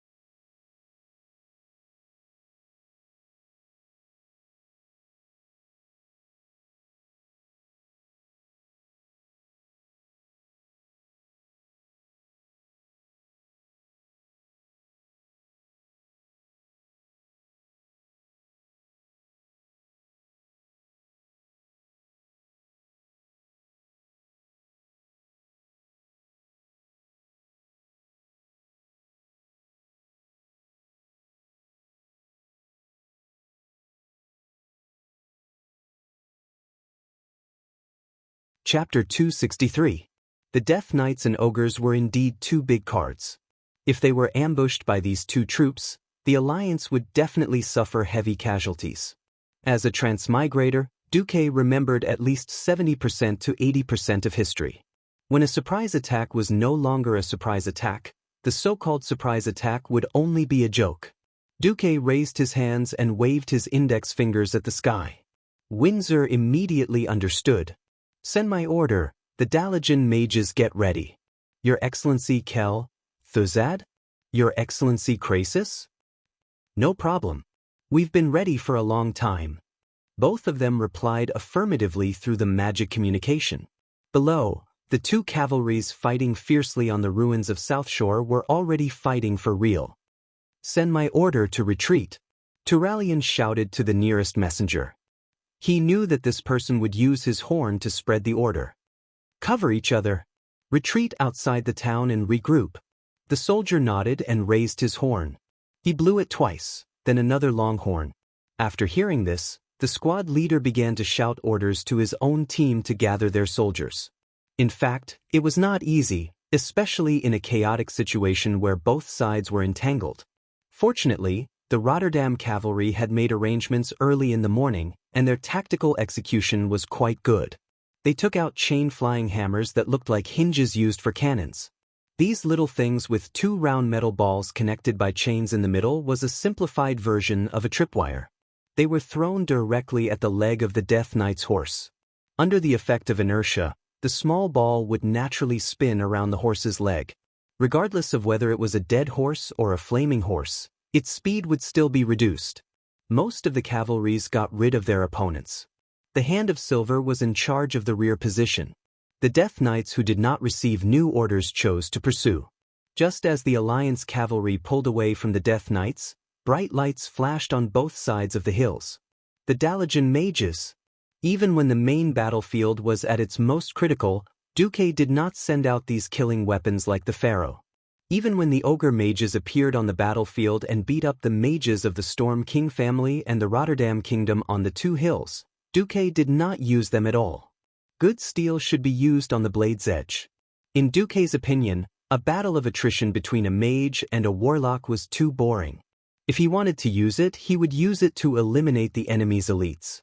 This was only the second battle at the Dark Portal. Before the Doomsday Army came out, the Death Knights of the Horde were very valuable.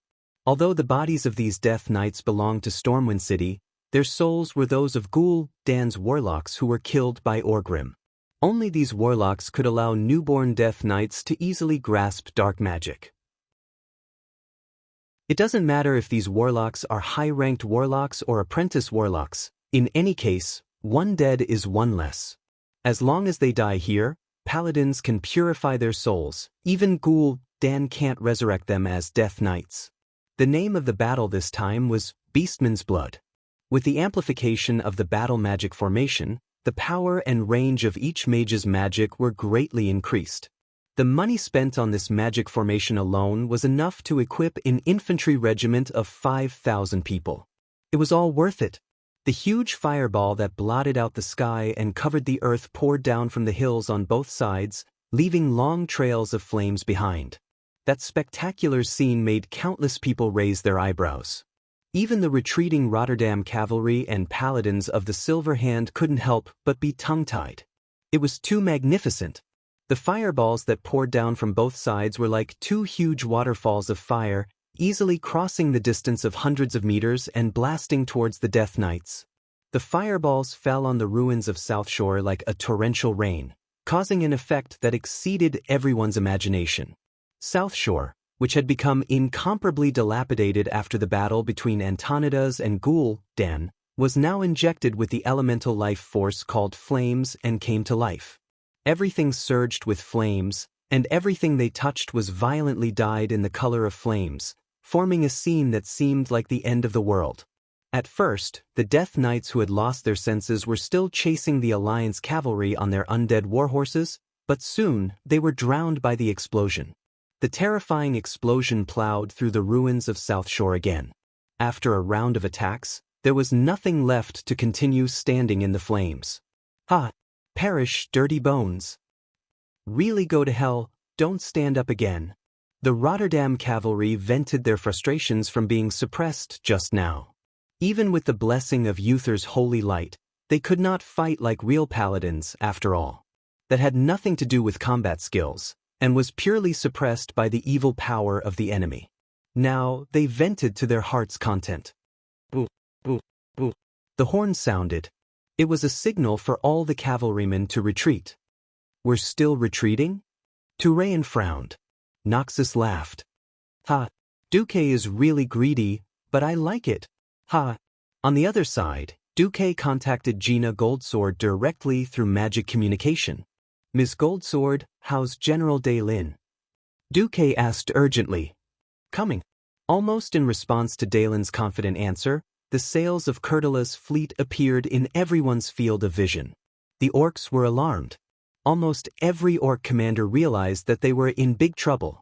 That's right, the coastline of South Shore was the widest and the most suitable for a landing battle. The problem was that if they could not attack, the hundreds of thousands of orcs would all be squeezed on the narrow and long coastline. They would be the best targets for the fleet's cannons. On the flagship, seeing so many tribes squeezed on the coast, General Daylin was ecstatic. Open all the cannons and use the grape shot. I want these green-skinned creatures to go to hell. It was early in the morning and the wind was right. It was perfect for Curtula's fleet, which used sails. The sail, which was originally just a tiny, rapidly expanded in everyone's field of vision. There was a sudden burst of cheers that could turn the entire world upside down. Hooray! Blast those bastard green-skinned creatures to death. Don't even think about charging over. Just stay down there and take the cannons. The orcs launched a desperate charge, trying to break through the defense line of the hill. Even the ogre mages were charging, but the Dalajan mages suppressed the ogre mages very well.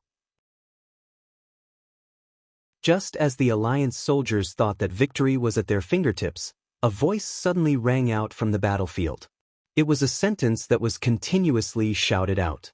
Loch Terrigar, he would rather die than win. Tens of thousands of orcs recovered from their shock and shouted the same slogan. The wills of tens of thousands, hundreds of thousands of orcs converged into one, turning into a raging tide. Unfortunately, this tide was extinguished before it could reach the Alliance's camp. Pass my order, use the firewall technique. Duque ordered coldly. Dalaran's mages immediately released a high wall of flames on the hillside of the two Alliance mountains. Wall of Fire was not a spell with a good price-performance ratio. To maintain the wall of flames, they had to constantly inject mana. 4 low-level mages, maintaining it for a few minutes would deplete all their mana. In most battles, this spell was not very practical. However, at this crucial moment, the appearance of the firewall technique extinguished the last thoughts of the horde. The orc warriors were not paladins who could temporarily rely on the holy light to become invincible. How much combat power could they have if they risked their lives to charge through the firewall? This attack directly smashed the morale of the horde. Finally, the horde's retreat horn sounded. Retreat? How could it be so easy to retreat after landing on the beach? Duque did not know who the commander of the horde was this time, but he was sure that Orgrim was not here. However, it was not easy for the horde to retreat. Their only path of survival was in the direction of the East Beach, because they knew that the Alliance's tight defense line was still there if they retreated to the west coast. Moreover, the sea facing the west coast was deep water. As long as Cortiraz's fleet was there, they would not be able to board the transport ship back alive. The east side was different. Even though the entire coast from South Shore to Tangarock in the southeast were guarded by Stormwind soldiers, the sea facing the east coast was shallow water with a depth of less than 3 meters. The Alliance's ships could not enter, and this was the Horde's only hope. In fact, the Horde was retreating in that direction, and the transport ship was also moving in that direction, ready to receive the Horde's warriors. However, it was not that easy. Mager, have your mare people go to the sea facing the east beach to snipe the orcs. Yes, master. Without waiting for Duque's order, Lothar personally led the cavalry to chase after the orcs when they retreated. This was a rare opportunity to beat the orcs when they were down. Other than Lang, who did not dare to advance too recklessly, who continued to defend his own hill and continued to attack the horde passing by, the bombardment had already extended to the east beach. Chapter 265. You should be able to hear me, right? I'm sorry, I admire your wisdom, but if you don't die, the beastmen will not be able to rule this world. A quick and clear beastman language came from behind Duque. Every word entered Duque's ears, reminding Duque of who killed him. Fireblade clan. Duke's heart was completely cut in half by the sharp blade.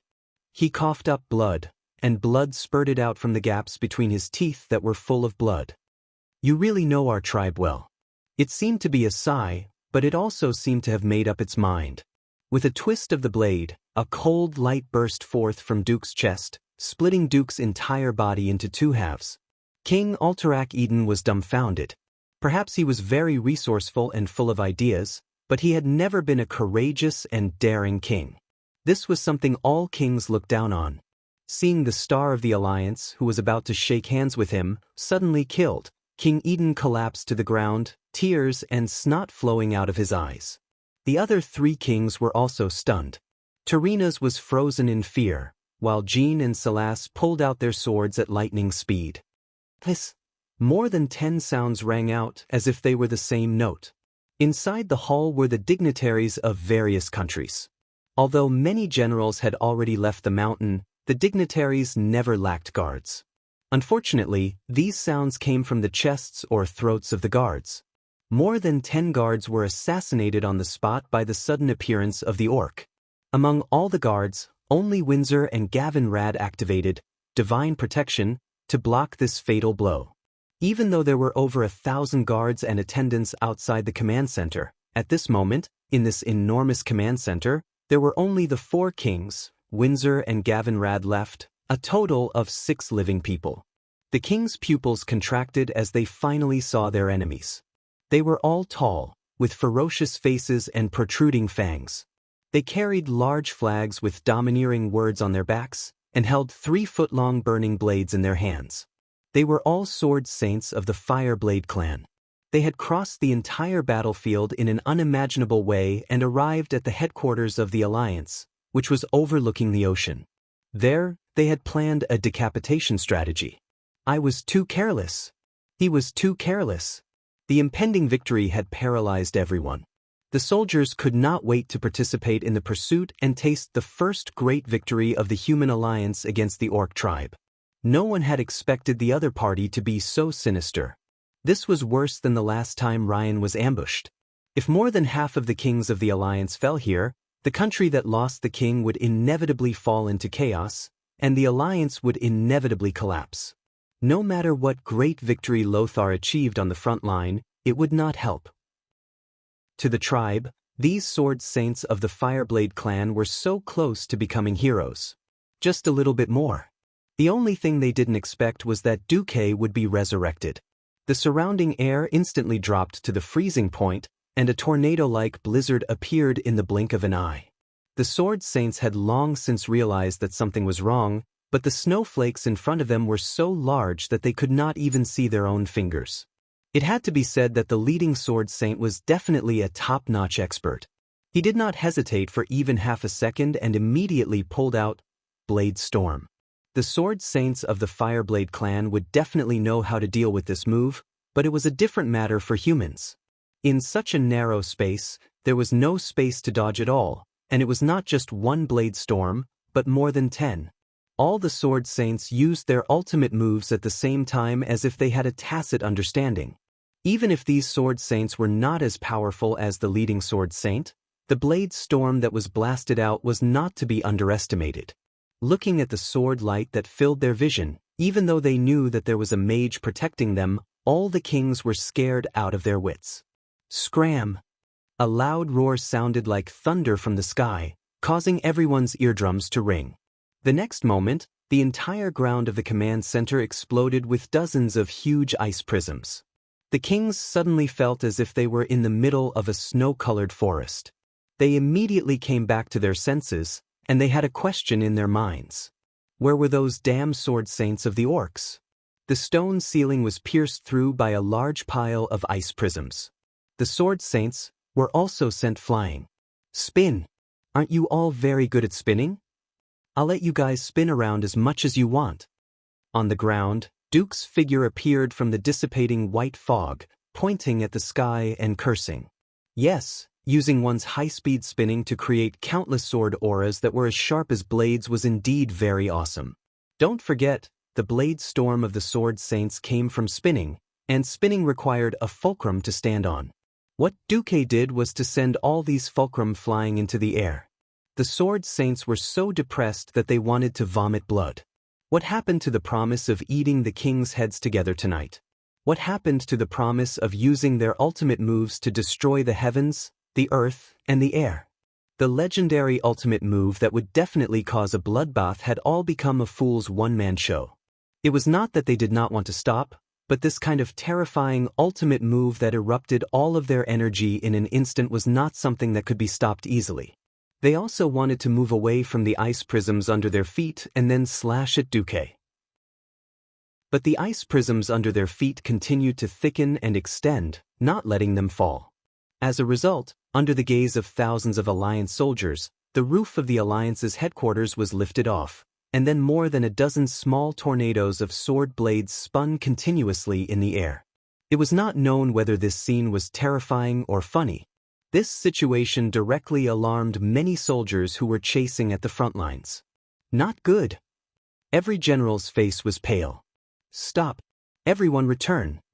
Turayan shouted nervously. Wait. Noxus stopped Turayan's recklessness. What can we do if we go back now? Duke should be fine. If he's here. Almost at the same time, the mages responsible for communications around every general received a message from Duke. All the important personnel are fine. The headquarters is under attack.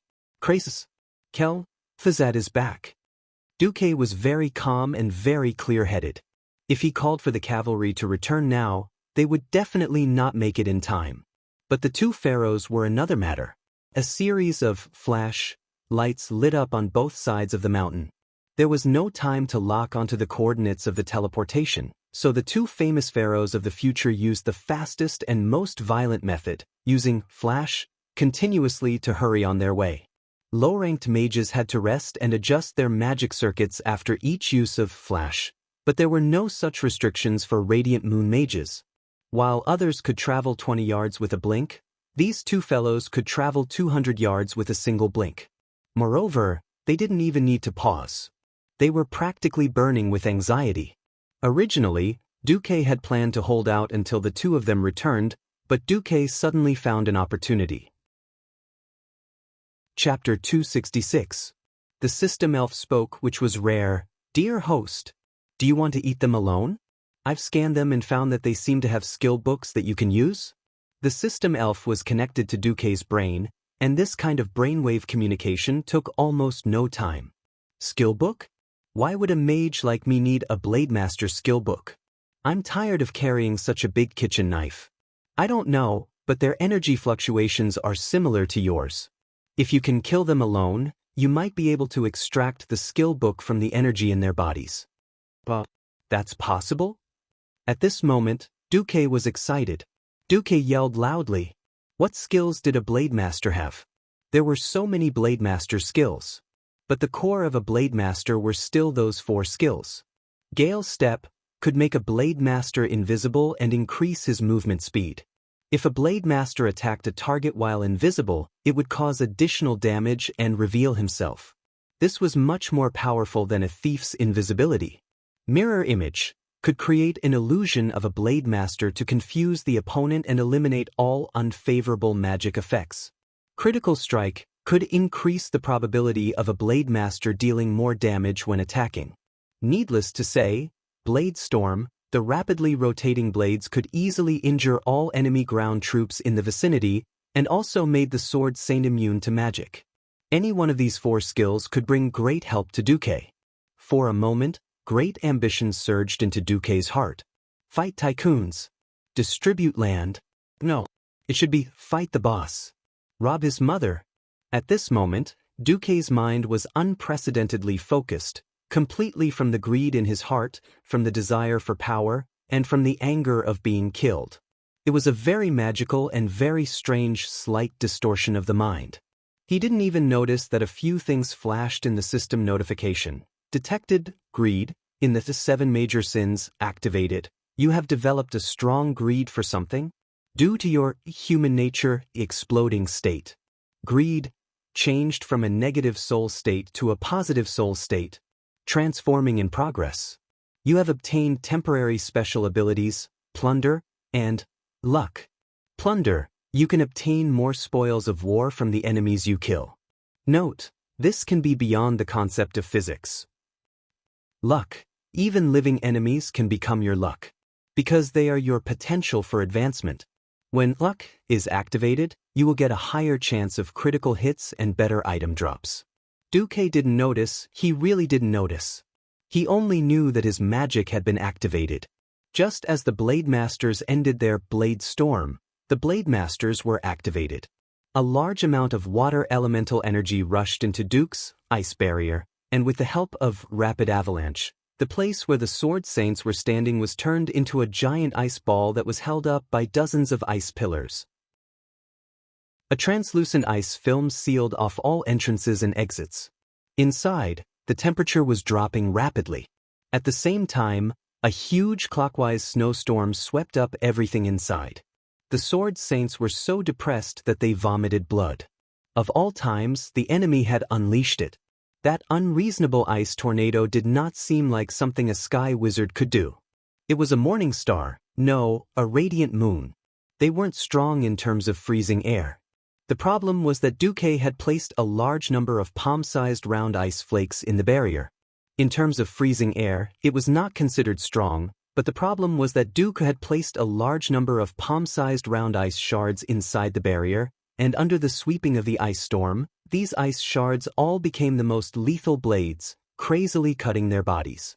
Under normal circumstances, the Blade Masters could have used all sorts of methods to avoid the attack before the spell was formed. However, Deity just had to wait for them to finish casting their ultimate spells. If it were any other enemy, they could have used Gale Steps to escape. But where could they run to now? Because they were weak, they were sucked into the ice storm and lost control of their own bodies. A Sword Saint was definitely an elite among the Beastmen. Compared to other Beastmen, a Sword Saint's attack power, speed, and agility were all maximized. Chopping down trees and boulders would only require 1 slash. In comparison, their defense and vitality were at the level of an ordinary human. After casting their ultimate spells, the Blade Master was even weaker than an ordinary human. The ice blades continuously created wounds on their bodies. Very soon, the first Blade Master lost his life. The second, the third, the leading Blade Master's eyes were bloodshot, and he let out a ferocious roar. Lockdroger. Even though he was weak, even though his arms were sore and limp, even though every time he swung his blade, he still attacked. Relying on his physique that was stronger than the other Sword Saints, he suddenly stepped on a piece of ice that was already floating in the air. Using the seemingly insignificant reaction force, he shot out of the ice shield's range like a falling meteor. Only you must die. There were countless bloodstains on the Blade Master's face. The wounds caused by the sharp ice blades were already covered with frost. Before he broke through the barrier, the ice blades cut his face again and again. The wounds on his chest were already disorderly, like a piece of rotten meat that was about to be chopped up. There was only a small section of the red flag left on his back. Only the long blade was still astonishingly bright. Only the remaining blood-red eye was surging with endless fighting spirit. Deity raised his head and calmly stared at the Blade Master who risked his life to launch a fatal attack on him. Deity suddenly admired him. Not everyone had the courage to enter the enemy's rear and kill the enemy's leader. Not everyone had the courage to launch a suicidal charge against the enemy when there was still a chance to escape. If he had chosen to escape, perhaps Deity might not have been able to catch him. But after seeing his brother die in battle, he chose to die together with Deity. He was a hero. Unfortunately, the enemy's hero was my enemy's enemy. Flames were not fatal to the Fireblade clan. Duque's ice circuit had been used up in the huge ice storm, so the only thing left was arcane spells. No longer caring about hiding, the 108 hands of magic formed a huge cloister. One end was the Blade Master leader, and the other end was Duque. If he wanted to kill his way to Duque, he had to use the arcane blast from these hands of magic. The dense barrage completely exceeded the limits of what the Blade Master leader could withstand. In less than a tenth of a second, the Blade Master leader was turned into a sieve and fell heavily. Chapter 267. However, the Sword Saint leader was not dead yet. He fell to the ground, and blood flowed out from all the wounds on his body. Soon, the already red floor was dyed red. He raised his head and opened his remaining eye.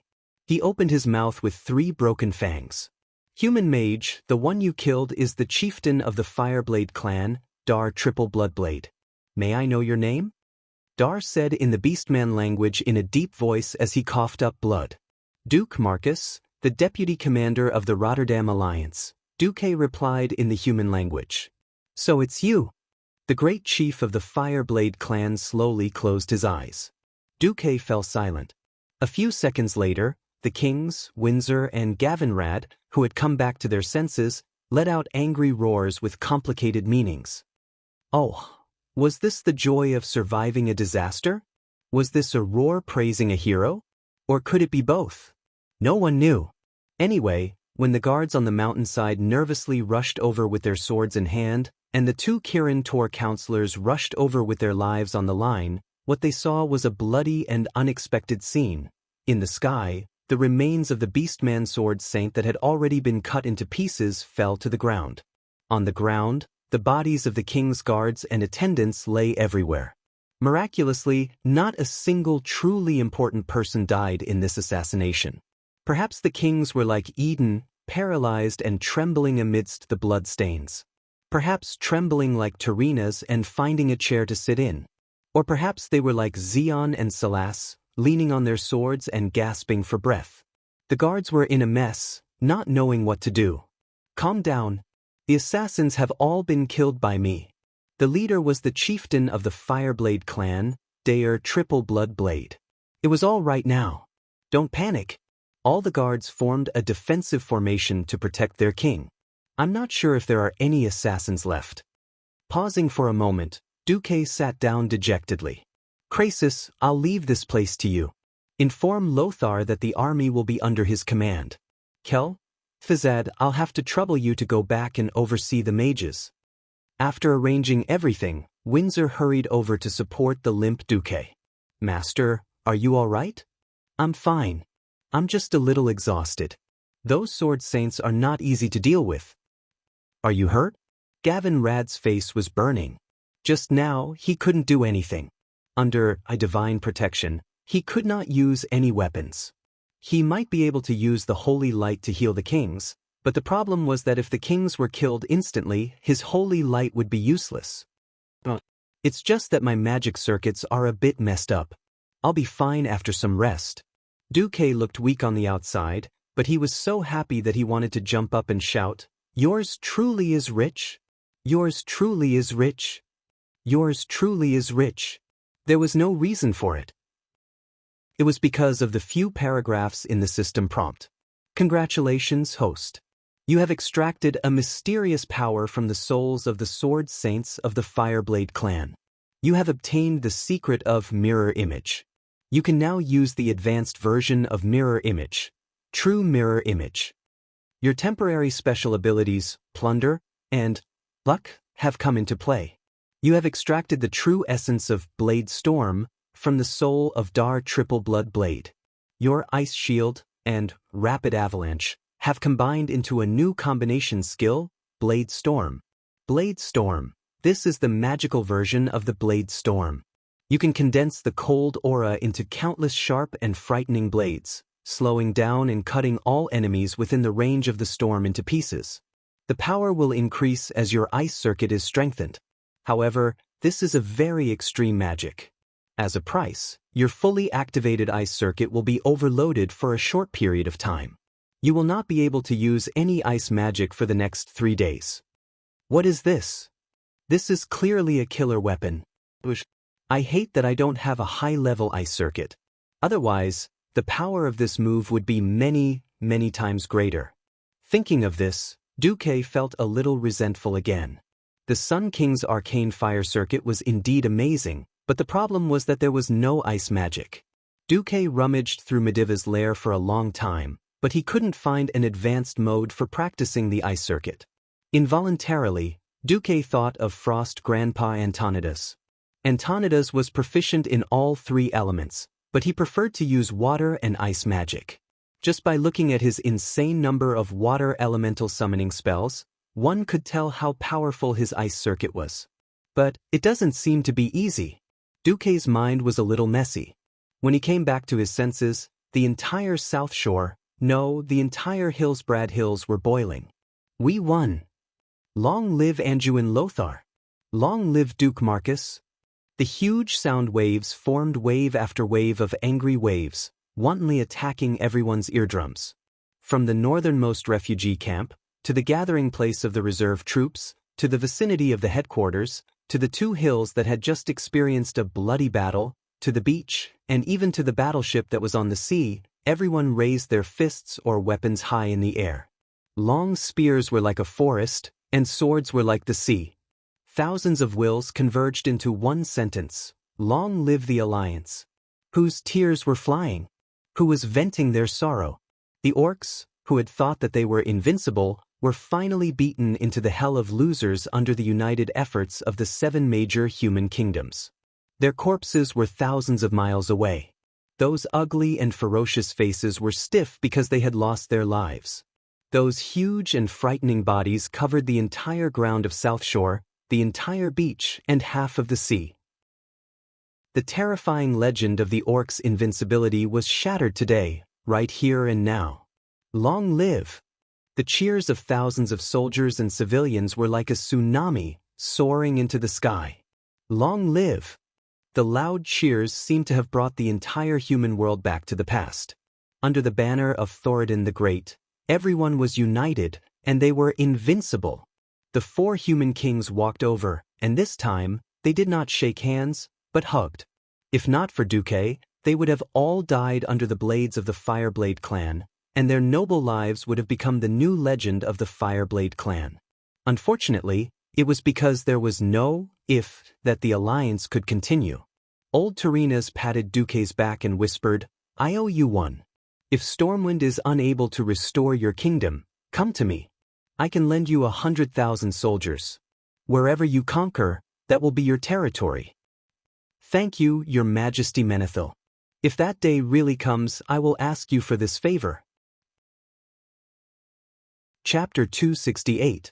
It had to be said that as the king of the largest human kingdom, Tarinas was quite daring. He was far from the muddle-headed old man of his past life. Previously, he said that he would marry Princess Kalia to Duque, but in fact, he was just trying to get something out of it. Everyone knew that Princess Kalia had almost no chance of inheriting the throne, because it was passed down through the male line and not the female line. Arthas was definitely the crown prince.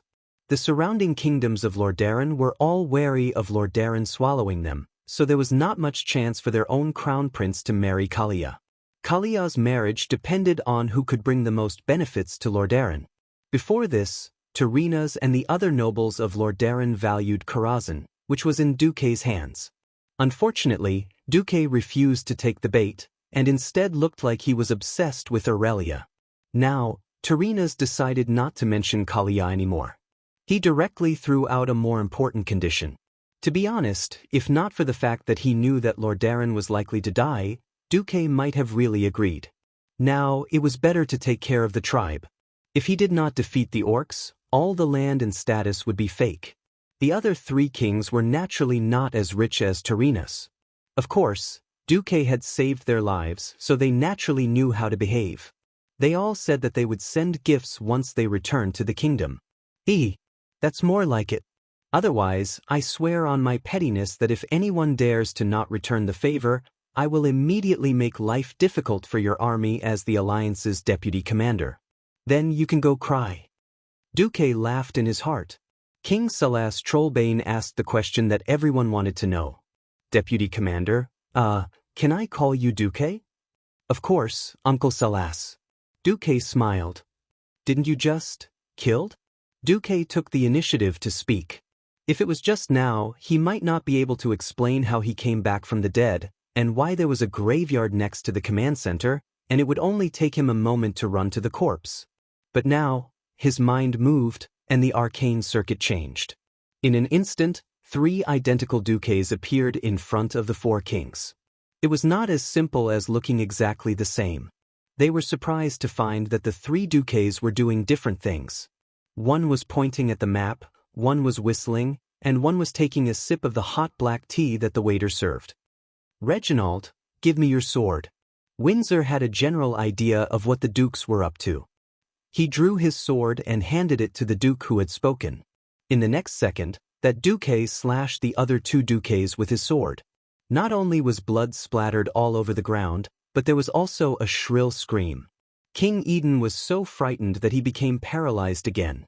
Then, with a blur, the 2 Duques turned into streams of light and disappeared. Duque chuckled. Sorry for scaring everyone.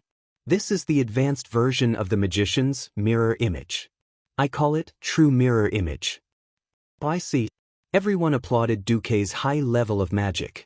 And so, just like that, Duque managed to fool them.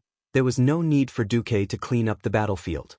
As the commander-in-chief of the entire battle, Duque had done a lot.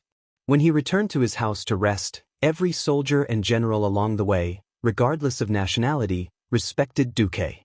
To be honest, Duque had put in a lot of effort to trick the tribe. Now, Duque just wanted to go back to his house and have a good sleep. At this time, Duque suddenly noticed that in the status bar for Aurelia, there was the word, lightly injured. Demon Queen Aurelia is injured? Duque's heart ached for no reason. Even if Aurelia and Queen Sylvanas couldn't take down Lord Howl, they shouldn't be too far off. Maybe it was because of the terrain. Duque blamed himself a little. Realizing that Duque had changed his direction, Gavin Rad was stunned. Sir, where are you going? I'm going to the elves' encampment. When Duke arrived at the place, he saw the elves lying on the ground in a disorderly manner. The elven archers were all tired after the continuous battle. In less than 2 seconds, the elusive Sylvanas appeared. She tilted her head, blinked, and suddenly sighed. Sorry, I was careless this time. But next time, I'll definitely return the favor, sister. After saying that, he disappeared on his own. Queen Sylvanas is indeed a little capricious. Duque sighed inwardly. When Duque walked further inside, he ran into Archbishop Benedict of Stormwind City. Your Grace, Benedict smiled kindly. It's no big deal, but that kind of strain is not the domain of the Holy Light. Perhaps Ms. Windrunner needs to rest for a while. The Archbishop left, and then Gavin Rad whistled. Sir, I understand. I'll wait here. Deep down, Gavin Rad was still a young man of noble birth. Perhaps because of this, his faith wasn't pious enough. As a holy knight, he was always overshadowed by the 4 powerful people chosen by Fao. Duque didn't argue. After all, it was true that he liked Aurelia. Taking a deep breath, Duque walked to the deepest part of the forest. He thought that Aurelia would build a treehouse or something, but all Duque saw was a fishnet-shaped hammock. Aurelia was lying on it, her right hand covering her eyes as she swayed. Sorry, little Duque. I made a fool of myself. I thought I could take care of the opponent cleanly. In the end, the 2 of us together could only hold him back. You sisters did a good job. He's Grom Hellscream. If given enough time, as one of the strongest people in the tribe, he could destroy 3 fleets of Coeur-Dylas. Although I want to say that I feel better, a failure is a failure. It's ugly. You're hurt, Duque said lightly. I'm fine. Then why don't you jump on the ground with your legs? Duque teased. Little guy, are you looking for a beating? Aurelia was a little angry. There's no outsider here. You don't have to hide your injury. When did you become one of us? Aurelia's face suddenly turned red. Just because you went to jail for me? Duque ignored her and went up to Aurelia and reached for her leg. Wait, what are you doing? She pulled out her longbow at lightning speed and blocked in front of Duque's hand. I know a lot about muscle and bone bruises. If you let me handle it, I can let you recover in a week. Or do you want to limp for 3 months? Aurelia thought about it. She wanted to be a cripple for 3 months? Damn it, she was a windrunner. He might as well just kill her and be done with it. Aurelia finally nodded. But don't lie to me. Chapter 269. Aurelia didn't want to believe Miracle Doctor Do at all. When she was fighting with Grom, she could endure the pain with her willpower. But after the battle, she found that she was in terrible pain. What was worse was that she had forgotten how long it had been since she returned empty-handed. After fighting for so long, there wasn't a single decent prey. Those orcs killed on the beach were no different from rabbits on an outing to her. It was rare to see a decent one, but she couldn't take it down. As the heroine of the Troll War and the eldest sister of the Windrunner family, Aurelia couldn't bear to see her fourth brother silently kill 3 figures. Hearing that the internal tribes wouldn't attack South Shore in the short term, Aurelia was prepared to go to Solderbridge to kill. But the pain in her leg made her realize that if she went with her injury, she would probably kneel if she met someone as ruthless as Grom Hellscream. Unfortunately, the traditional healing skills of the High Elves and the holy light of humans couldn't do anything to her injury. As a last resort, she could only let Miracle Doctor Do try. Aurelia had already made up her mind. If Miracle Doctor Do was actually Quack Doctor Do, then she wouldn't care if he was the deputy chief of the Alliance or the Hand of God of South Shore. She would make his face feel the same pain as hers. For the time being, it seemed that Miracle Doctor Do was very professional. Without moving closer, Miracle Doctor Do asked, "Which part of your leg hurts, and how does it hurt?" Aurelia jumped down on one leg. Her posture was so light that it was almost impossible to tell that she was injured. But from the slight frown on her face, it could be seen that the Great Demon King was in a bit of pain. Sitting on a shiny rock, the Great Demon King stretched out her right leg and took off her knee-high boots, revealing a smooth and beautiful leg. Aurelia's leg shape was really beautiful. Unlike most High Elves' slender legs, her legs were slightly rounder than her brethren's. Perhaps in the eyes of many male compatriots, Servana's slender and straight legs were the pinnacle of orgasm. But as an old racer who had watched 10 terabytes of racing movies, Miracle Doctor Do thought that these legs were the best. This was what attracted Duque the most. Duque didn't pounce on her. Idiot. If he really did that, he would be instantly killed. Duque had no doubt about this.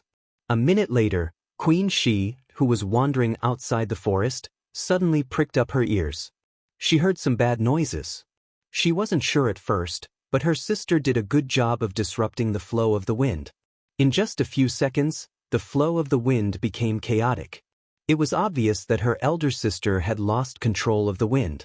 This was an extremely rare occurrence, which only proved one thing. Elder sister Aurelia had encountered something that made her confused. Not good. That bastard. Queen Sylvie's figure instantly disappeared on the spot. The closer they got to the small forest, the clearer the sound of the wind became. No. It hurts. Duque, you bastard. You lied to me? Queen Sylvie could recognize Aurelia's voice even if she turned into ashes. No, only the first one was especially painful. I'll be ready in a minute. This was obviously the little bastard's voice. His soothing voice was full of bewitchment. Really? Oh, bastard, it still hurts, stop. I'm going to kill you. I'm really going to kill you. Can't you be gentle? I'll slow down? It's much better now. I knew it. Servanas couldn't bear it anymore. She instantly passed the paladin who was guarding outside the small forest and rushed in like lightning. The short sword at her waist popped into her hand, revealing a fierce edge. You bastard! What did you do to my sister? Servanas regretted it a little as soon as she finished drinking. What came into view was a rather awkward scene. Aurelia was blushing and lying on a round stone, while Duque was holding Aurelia's right foot and his right hand was pressing on her forefoot. Although their thighs were in a split position, it was a little, very ambiguous. At least their clothes were intact. Looking at Queen Servana's sword, Duque was dumbfounded.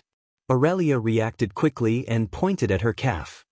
Sister, look, the bulge here is gone. Duque is actually. Now it was Cervanez's turn to blush. I made a mistake. I'm sorry. The next moment, her whole body turned into a green stream of light and instantly disappeared. Demon Queen Aurelia glared at Duque. Put down my foot? The treatment isn't over yet. If you let go now, your tendons will shrink back. Aurelia blushed and gritted her teeth. Hurry up. Yes. Back to 3 minutes ago, Duque asked Aurelia where it hurt. My knee in here. Aurelia pointed at her calf, where there was an obvious bulge. Duque was embarrassed. This, sister, you haven't tried it for so long. Cramps? Cramps? What is cramps? Demon Queen Aurelia, who had never been defeated in thousands of years, was as cute as a little girl at the moment. You've never tried it when you're exhausted and very tired, and then accidentally, the tendons here contracted violently and curled up into a ball. This? I've never tried it. I can kill hundreds of trolls without taking a breather. Duque was speechless. Then, Duque gently touched the Demon Queen's knee and asked her what she did when she got hurt. Duque was confident. Cruciate ligament strain and cramps. The rarest thing is that you didn't pull your tendons back after having cramps for so long. Cruciate ligament strain. Before Duque traveled to this world, many soccer players suffered from this kind of injury.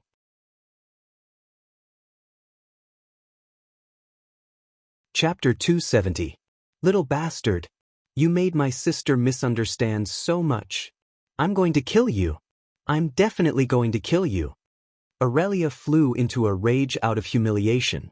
Her hygel breasts heaved up and down. The blind Duque did not even dare to look at her. Angry women were the most unreasonable. Trying to reason with her was stupid. Duque activated his ultimate skill, universal attention diversion technique. Does your calf still hurt? Dr. Dew's right hand was still holding on to Aurelia's forefoot. His left hand moved along the tendons of her calf. A numb feeling came from her calf. It was like an electric current, striking Aurelia's mind in waves. That strange feeling made the great Demon King quiver. It doesn't seem to hurt much anymore, the great Demon King answered truthfully. That's good. Dr. Dew put down Aurelia's leg with a serious face. Then, he took out a few cow tendons from his storage bag. In front of Aurelia, he cut them into thin strands and made them into something similar to a knee pad. He stuck it on Aurelia's knee. Then, Duque used ice magic to create ice particles. He put them into an oiled paper bag and placed them on Aurelia's knee. Hiss, so cold. This is called ice compress. Every morning, noon, afternoon, evening, and before bed, apply ice particles 5 times a day. It will speed up the healing of your knee injury, Dr. Dew said seriously. Ice compress had a good effect on knee injuries and knee ligament injuries. Don't ask Duque how he knew.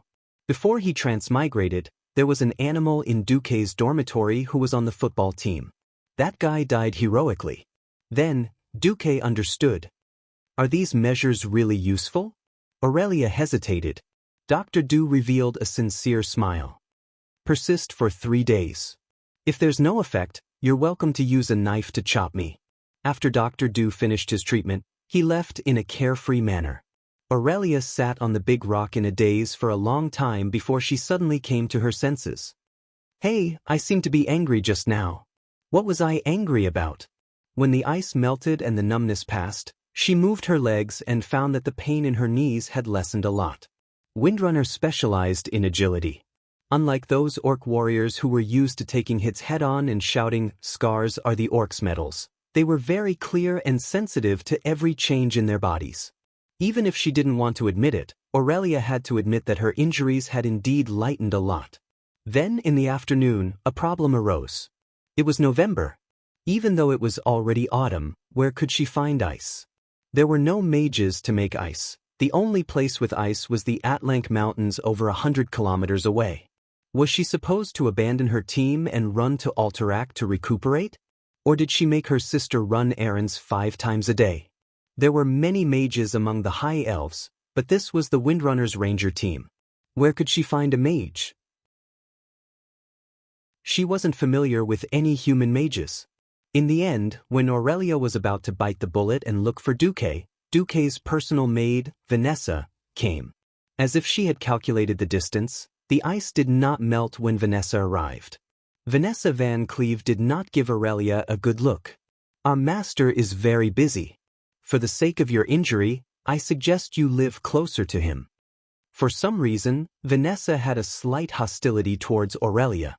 Aurelia would not really argue with a minor, so she silently accepted the ice. Duque was really busy. The so-called alliance was just a grassroots team at the moment. Although Lothar seemed to follow Lang and was highly educated, his internal affairs were actually zero. Even though Terenas was a good person and lent Duque 15 internal affairs officers, in fact, all the logistics were still gathered to Duque and decided by the deputy chief commander, Duque. Lothar? Even if Lothar had to be a human stamping machine, Duque would not let Lothar have it easy. Good brothers, even if they fart under the blanket, they will die together. How can I be the only one busy? So, Lothar was in a difficult situation. Apart from stamping, he was also sent by Duque to various legions to visit the wounded and the families of the dead. The victory in South Shore this time definitely disrupted the orcs' pace of attack.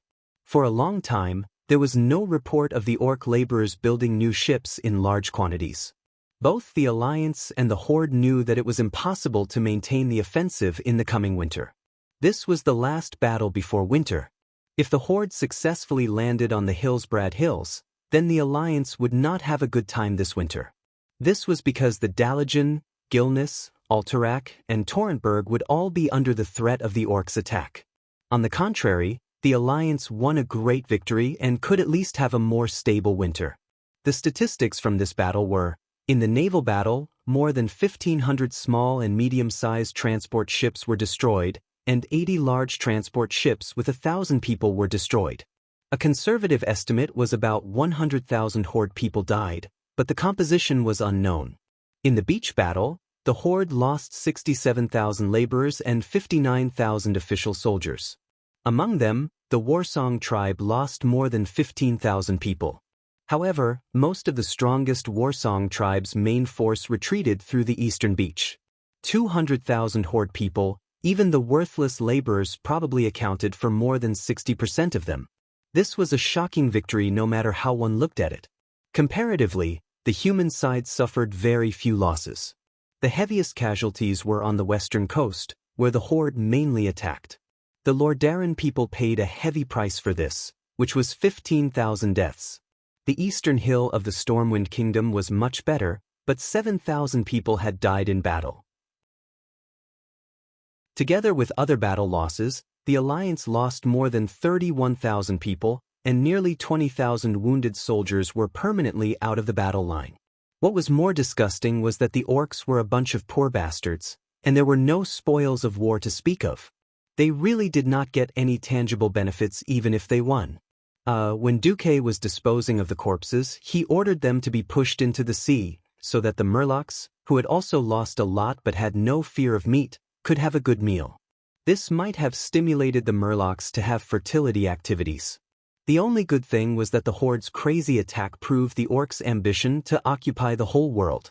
At the same time, the display of more than 10,000 orc heads in each capital gave every kingdom in the Alliance enough capital to declare this a great victory. Winter was coming, and the armies in battle were simply black holes that devoured food. Duque sent almost all the troops of the kingdoms back to their own countries. Basically, the entire South Shore defense line was left with the troops of Stormwind City and Mograine's army, plus the Silverhand and a Lordaeron cavalry regiment. Of course, the elves were an exception. In the autumn wind that was gradually becoming cold, Duque stood against the wind. Looks like we can have a stable winter. Chapter 271. It was an autumn night at the end of November. Lying on a self-made beach chair, Duque looked up at the starry Azeroth sky and was speechless for a long time.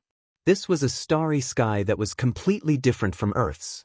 As a child in a big city, he had never seen such a beautiful starry sky.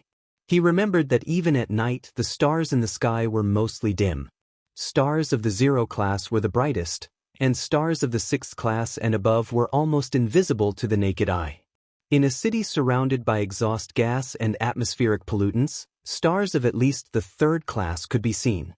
The starry sky of Azeroth was clean and clear.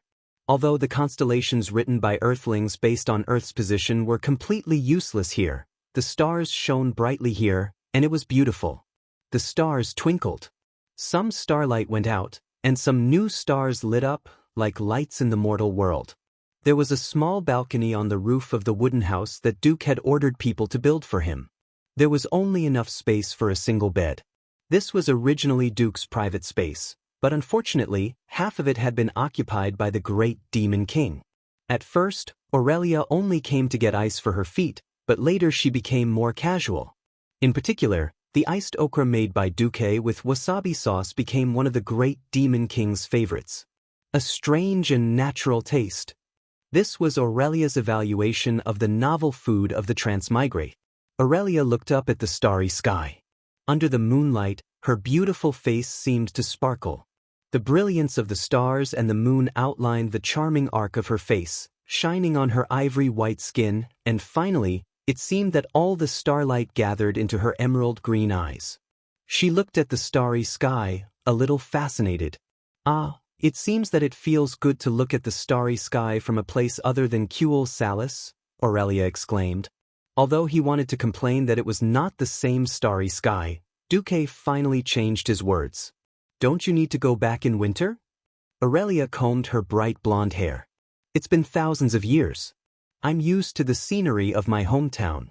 It's not bad to go out for a few years occasionally. Unless the Sun King or the Parliament gives the order to give up the covenant with Thoradin the Great, I'll have to play outside for at least a few years. The elves, who possessed eternal lifespans, were truly indifferent to the concept of time. It was no wonder that they had always kept their distance from short-lived races. However, if the general trend of history did not change, it would not be long before the elves lost their eternal lives. Duque did not dare to guarantee anything.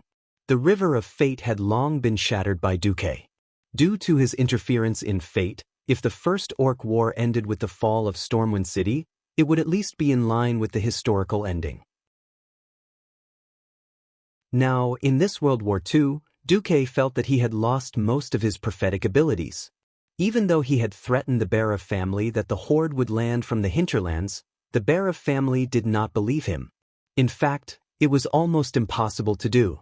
This meant that the tribe's transport fleet had to pass through the narrow strait between the northern and southern continents.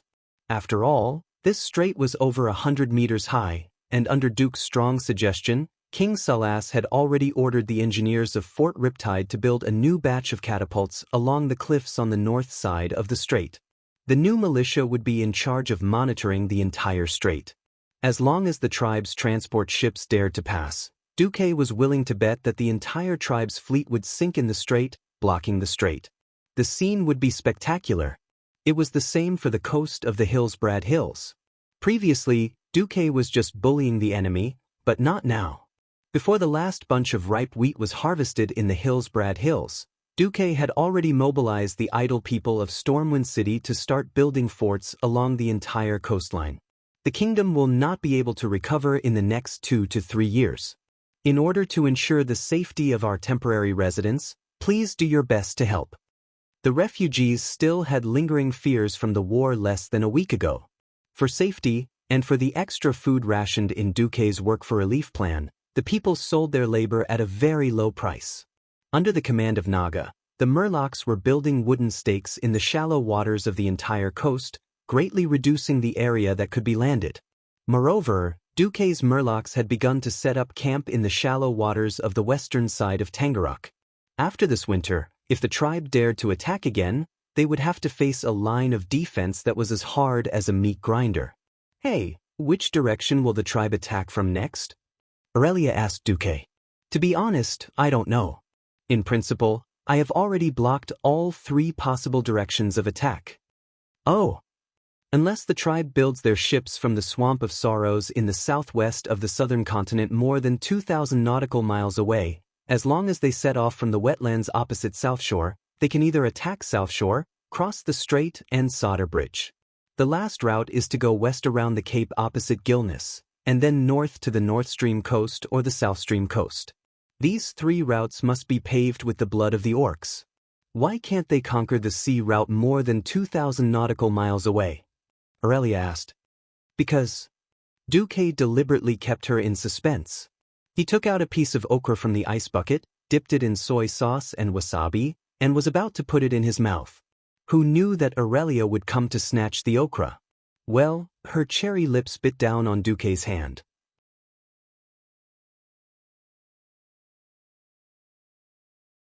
Chapter 272. Orgrim was annoyed.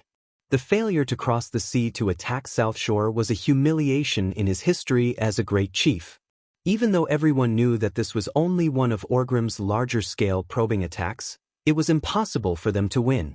This was because Jean Ji's 25,000 warriors were the only ones who had participated in the battle. The rest of the warriors were mostly from the smaller clans. But a failure was a failure. The simple and violent beastmen had no concept of feints. Most of them thought that Stormwind City was taken by the Black Hand Great Chief, and that Orgrim had just returned to pick up an empty city. Iron Furnace Castle, which was supposed to be Orgrim's victory, was not completely conquered. It wasn't that Kilrog Deadeye's Bloodloop clan didn't work hard, but when they reached the gates of Iron Furnace Castle, the Bloodloop clan's warriors were stuck.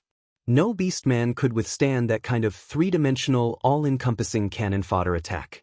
Many times, a hole suddenly appeared in the mountain wall, and fatal shots, guns, or even cannons would shoot out from inside. His greatest achievement was pushing through the gates and almost entering the dwarves' core area. Then, the warriors that killed their way in were met with the dwarves' steam tanks and various cannons. Those beastman warriors were killed just like that. This had nothing to do with courage, it was purely a matter of battle philosophy. Just now, news came that Orgrim had failed again. The scouting fleet that came back from the Swamp of Sorrows was that the fleet that he had painstakingly built was almost completely annihilated, and not a single ship could return. From the shore to the deepest part of the sea, a huge whirlpool that spanned the entire area? Orgrim felt that the beastman's luck had run out, even though he didn't really believe it. In the past, he might have been able to recite the blessings of his ancestors.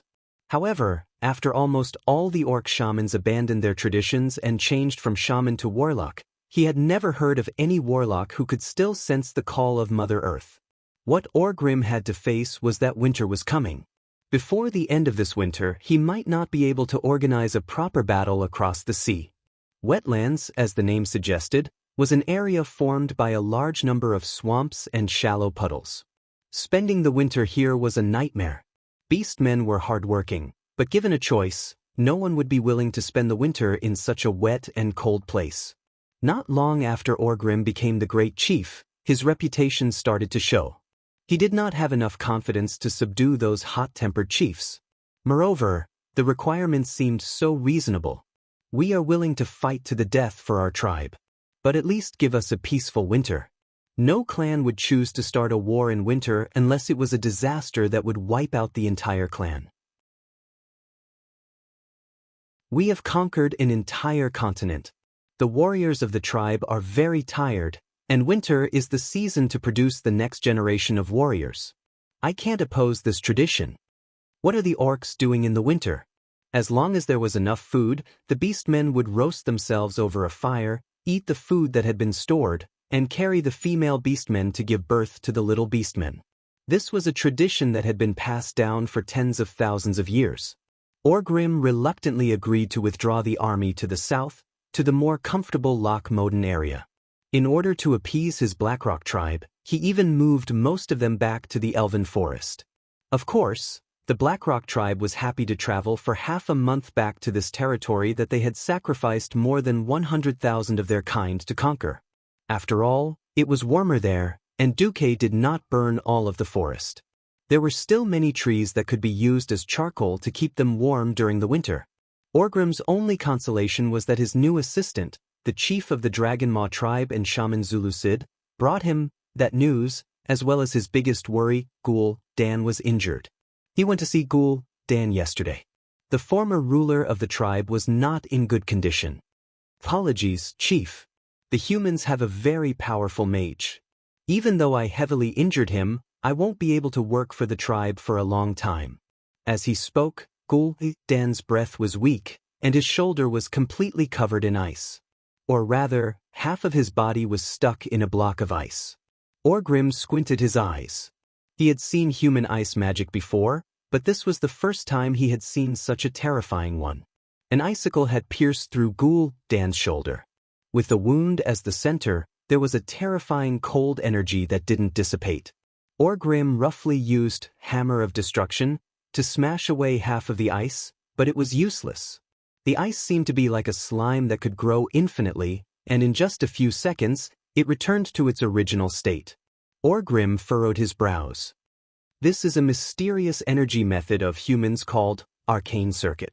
That powerful mage injected a portion of his power into my body, and it formed an independent circuit. Before I destroy this power, my injury will not heal. Orgrim nodded. Rest well. Orgrim left after saying this. He did not even ask Gul'dan to provide more death knights. Who knew that as soon as Orgrim left, Gul'dan would sneer. In front of his confidant, the twin-headed ogre warlock Guggle, the ice on his shoulder shattered with a loud bang. The seemingly extremely cold and powerful icicle was now stuck in Gul'dan's shoulder like a small piece of chopstick. Orgrim, you fool who doesn't know what power is. Very well, go back to your war. I still have other things to do. Because of your relief, I will have more freedom to focus on these things. I will continue to play the role of a loyal warlock who was wounded for the glory of the tribe. But I swear, this will not be forever. Soon I will get what I seek, and then you and the tribe will disappear from my sight forever. I will set up a new force to replace you, a force that is only loyal to me, and then I will transform the world according to my plan. Ha ha. Gul'dan laughed wildly. His laughter greatly encouraged the remaining warlocks of the Shadow Council. After Orgrim left, he went straight to the Dragon's Roar tribe's encampment with his guards. Next to the Patriarch's tent, Orgrim saw a thin and wrinkled old beastman, but there was still a pair of sharp brownish-red eyes under his gray and tattered braid. Zuluhid! Orgrim shouted. The old beastman shaman looked towards the source of the voice and found that it was the great tribal chief calling his name. He immediately stood up and pushed away the wine glass and large plate placed in front of him.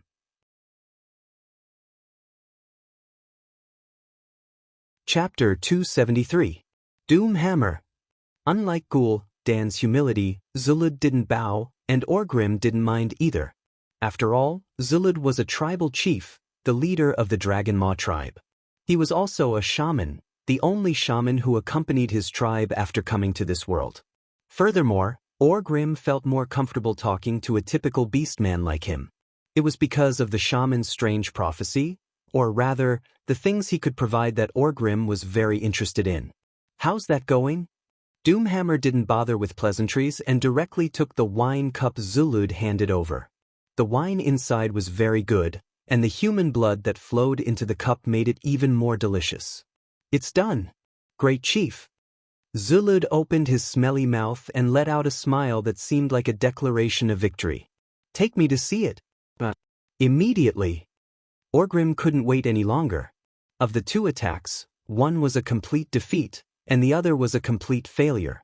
Orgrim deeply felt the bottleneck of the beastmen. As the most knowledgeable beastman, and also the one with the highest position, Orgrim knew that the era of the beastmen conquering the world was over. Understood. Please follow me. Zulud called for Orgrim to mount his warg. Not long after, they arrived at the southeast side of the wetlands. This place was called Grimbader, as the dwarves called it. It used to be a dwarven stronghold, but now it belonged to the Dragonmaw tribe. While the rooms in the dwarven stronghold were large enough for the dwarves, it wasn't friendly to most of the beastmen. Zulud had most of his tribesmen who had nothing better to do expand this place. The stronghold was well equipped, and it was built inside the mountains, making it easy to defend. This was very important because there was a killing machine here that could break through the damned defenses of the humans. Zulud brought the great chief and his guards deeper into the stronghold, and finally arrived in front of a large iron gate. One could imagine that behind the gate was a vast underground hall. What's inside? You told me a few weeks ago that you sensed an incomparably powerful mysterious force that could change the entire situation. Is this thing inside now? Yes, my great chieftain. I hope the thing inside has that value. Do you know? Zulud, for the sake of that illusory image of yours, I sent you 30,000 elite orcs as a search team and 100,000 laborers as excavators. If it weren't for you, I would have gone all out to attack South Shore. But if you disappoint me, I don't mind showing you the wrath of the great chief.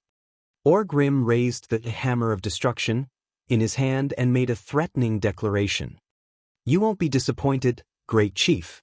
Zuluhid wrinkled his nose and revealed a rough smile.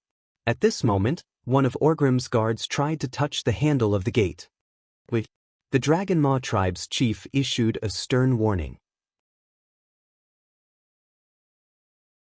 He pointed at the plump breasts and slender waist with his thick finger and cursed at Zuluhid. You idiot, you're attracted by these shriveled breasts and slender waist. Bastard. I don't care which human queen or princess she is. Zuluhid, you're dead. At this moment, Zuluhid smiled mysteriously and knocked on the disc in his hand. In the next moment, the seemingly human woman and the chain rapidly grew in size together. A few seconds later, Orgrim recovered from his shock. Ha! Well done, Zuluhid. Chapter 274. The threat of the Horde had not disappeared. The Alliance and the Horde were like two giant beasts fighting to the death. They had to stop fighting in the face of the weather and lick their wounds. The refugees from the Stormwind Kingdom who were stranded in the Hillsbrad Hills received a batch of crucial summer food, but it was not enough, so Duke went to the Barov family for this. Duke did not see Duke Barov. The Duke had gone to Alterac. Unexpectedly, Janice, who met Duke on behalf of the Duke, agreed to Duke's request to buy rations. No problem. The people of Stormwind have made outstanding contributions to the resistance against the Horde. It is only right for the Barov family to do something for them. How about 10,000 tons of wheat this year? According to the previous price. This time, it was Duke's turn to be surprised. 5,000 tons back then was a 30% premium. According to the previous price, it sounded like the Barov family was still a scam. But this was not the time. The battle in South Shore made the entire northern continent realize that the threat of the orcs was close at hand. Those terrifying green-skinned beasts wanted to slaughter all the humans in the world. As a result, the price of everything related to the people's lives soared. Even if the Alliance used a great victory to prove that they had the ability to defeat the Horde invasion. The various kingdoms also introduced a lot of policies to suppress the skyrocketing prices, but the most important thing was that the price of grain still increased by more than 2.5 times. Selling at the previous price wasn't a scam, it was a huge sale. Duke was moved. This really? I thank you on behalf of the people of Stormwind. No need to thank me. Helping the people of Stormwind is helping the Alliance and Alterac. The Duchess smiled kindly. Yes, I heard that your private army's equipment isn't enough. Is there anything the Barov family can help with?